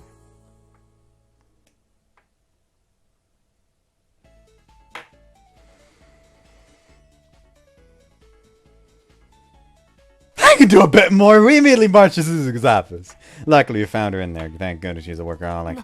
なんだいきなり大人数で一気か。 We've come to run your fed. すみません、突然。三篝先生に伺いたいことがありまして。We're here to take your lunch money. 私に聞きたいこと？なんなんだ She's thoroughly confused. Can't fault her if you're too much barged in on her. Do you know what kind of power this ring holds? Take the lead and 美 ask. 空の指輪か。この前も言ったが、よくは知らん。You found out that it protects memories. 記憶を守るどういうことなんだ The ring was apparently made by Haruhime herself. Originally, Haru found the ring and she gave it to Mom. Haruhime enhanced this ring with the power to protect memories. それで君はどうやってそれを知ったんだ Haru told me. ハラがあいつがまた現れたのかというか、この人数でそんな話をしに来たのか She shoots me a strong glare. She must be under the impression that I broke my promise and ran my mouth about Haru. I didn't tell anyone anything. The ring projected our memories from other worlds and, yeah. どういうことだ詳しく話してくれ Of course! Then I started telling her about everything we discussed, except for the parts that, would have been too awkward to explain. I told her about my dream from a previous life and my whole discussion with Haru, and also told her about that the ring was made to find its way to mages who live in multiple worlds at the same time. And so, we figured that your help would be invaluable. You're an expert in everything curse and cataclysm related after all. なるほどなつまりは元冬の呪いに対して春姫が未来に希望を託して残した指輪ということなんだなそれにしても記憶の持ち越しか She lets out a sigh. そこまで知ってしまったら話さないわけにはいかないか She takes a sip of her coffee. Everyone tenses up waiting for her to こ talk. の町には寄り合いと呼ばれる組織がある普段は神社や祭り関係の連絡をするだけの集まりだこれだけならどこの町にもあるただの寄り合いだだがこの町の寄り合いにはもうちょっと高尚な目的もあるんだその目的とはこの町の魔法にまつわる事柄について決定することご神体の管理だとか魔法災害の防止だとかただその目的での寄り合いは今や崩壊してしまった11年前の失敗で11年前の失敗 Feel a painful squeeze in my chest. 11年前寄り合いは呪いの発動を翌年に控えてある計画を進めていたそれは1000年前に作られた式守を新しく作り直し呪いを引き起こさない完全なものに置き換えようとする計画だこの計画プロジェクトハピネスには私も参加していたいや私だけじゃない九重風子の父親である高雪そして一条和樹君らの亡くなった両親とミオンとその旦那である音彦もみんな加わっていた Mom's there too. Now she mentions it, I remember メ that. ンバーはそれ以外にもいたまあリーダーは当時の副市長で私ら若造は下っ端だったがなちなみにプロジェクトハピネスの命名者は美空だもっとも先に考えていた名前がそのまま採用されただけだがともあれ11年前の秋寄り合いはご神体の置き換え作業を決行しそして失敗したご神体の守り神つまり春が現れご神体に最も近づいていた美空とレイトが攻撃を受けて死んだ So far, everything's in line with what I learned in my dream with Shizuki.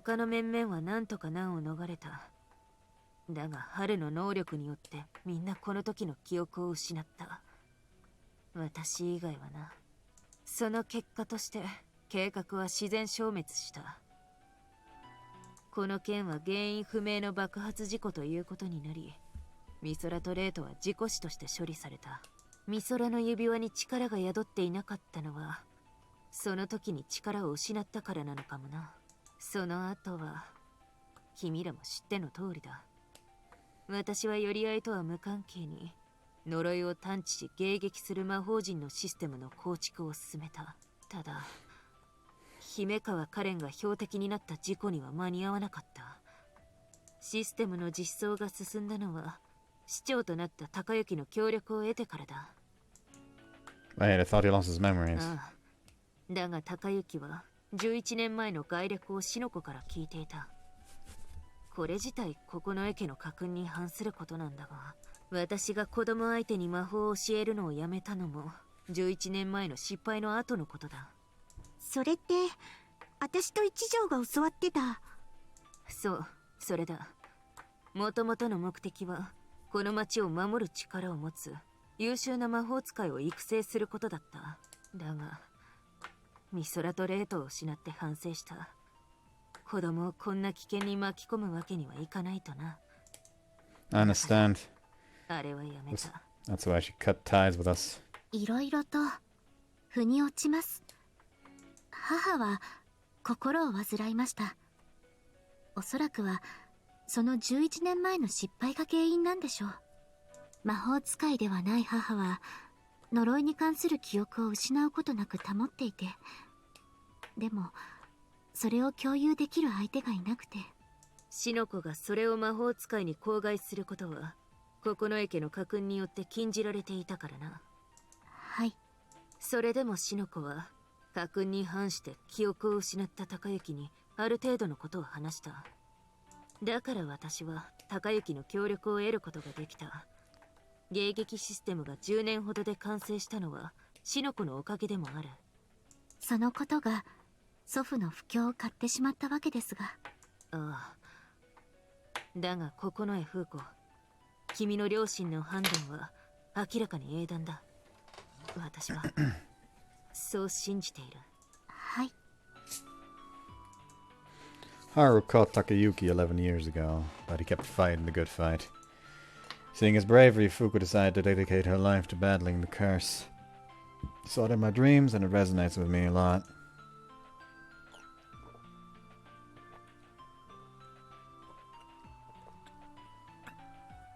But not just Fuko. Himigaya, Kirigaya, Shizuki, Mizuki, Mashiro, Suzuko. You've been fighting the curse and the cataclysm across many, many worlds. We'll have to do something about the root of the curse here. The cataclysm has to be dealt with. This problem is the summation of everyone's struggles. そうだな。私も災いに対してはどう手を打っていいのか分かっていないが、対処できるのなら根本を断ちたい。You want to end the cataclysm? どうしたんだ突然。勇ましいじゃないか。Blaze is not a joke. いや、すまない。君を笑ったわけじゃないんだ。心強くてついな。私としても災いをなくすために行動することは大いに賛成だ。そのためにはやはりパワースポットへの道を開くことが不可欠だな。She looks at Fuko. Wonder if that means Fuko knows how to do that. パワースポットが災いを引き起こしているわけではないが、その因果はやはりパワースポットから始まるわけだからな。It caused cataclysm. I have an idea. なんだ？ What if we destroyed the power spot? Would that prevent the cataclysm? いや、それは危険すぎる。どんな副作用が起こるかわからん。しかし、いずれにしてもパワースポットに行き調べてみないことには始まらん。Yeah. この件について私が話せるのはこんなところだ。さてと、そこでこっちも質問だ。Some change about her, it gives me a bad, bad feeling. I know what's coming. 指輪の能力で他の世界の記憶を持ち越したんだって？一体どんな記憶なんだ？もうちょっと詳しく話してくれないか？ That mischievous smirk. I knew it. 君らの間に特殊な絆が生まれたからこそ指輪は能力を発揮したんだろう。やはり謎の解明にはそのあたりを知る必要があるからな。I've seen you do research before. That's definitely not your research, Smirk. In the end, she drew everything out of us. Went to Oasis for tea after our visit to Suzuko's office. お話を伺ってい Like ろん the なこ date とが change, 分かりました probably. ね。そうですね。期待してますよ、一条先輩。 Huh? そうだよ。だってみんなと結ばれたお兄ちゃんこそがすごい魔法使いってことなんでしょ？ Yeah, I guess that's true. あら、珍しく否定しないのね。 Watching you guys made me feel like it made me want to be more honest too. So let's see what's next. I became Suzuru's apprentice and we're not breaking a bad relationship even after we defeated the curse this year. Of course, our aim was to always permanently dispel the curse, but now that all this crazy stuff with the rings gone down, I want to defeat the cataclysm more than ever. I was tasked with this by Haruhime and Haru too. But more than anything, after living through so many different realities, I have this innate drive to destroy the cataclysm. 私もそれに協力したいです。だって知ってしまいましたから。私は先生の弟子ではありませんから。まずは先生にお願いしないといけませんけど。私もそのつもりだ。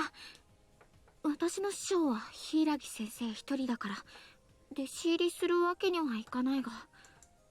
私にできることなんてあんまりないかもしれないけど、私だって手伝いたい。だってこれは春姫の願いでもあるんだもん。三鏡先生はまずパワースポットの聖域を目指すとおっしゃっていましたよね。三崎神社の娘としてできる限りのお手伝いはするつもりですよ。もちろん私だって協力するわ。というよりもう私だって当事者のつもりだし、今さら仲間外れになんてされたらすねるわよ。 Girls. Dang you. I don't know what to do yet, but I'll give it my all. 青春ですね。 She nods like a proud, understanding parent. Strange sight considering her build. よーし、じゃあ話もまとまったところでデートでもしましょうか。Kirigaya, what? 何を突然。今後の話をしてたんじゃなかったのか？もちろん今後の話よ。けど真面目な話ばかりしてても息が詰まるでしょ。それにだいたい一条と結ばれてるって言っても私たちそれっぽいことしてないじゃない。ゴールデンウィークも今日で終わるっていうのに。そうですね。さすがリナちゃんです。でしょ。クラス委員の本領発揮ってやつよ。さあ一条、あんたもクラス委員らしくリードしてね。おー、さすがのにぎわいね。 I know I said I was gonna go to the date change, but it seems like all the serious discussion has ended now, and that's what I was staying around for. So yeah, I hope you guys enjoyed this one. You can see the time there actually. 1 a.m. Anyways, I hope you guys enjoyed this one. See you next time. Bye bye.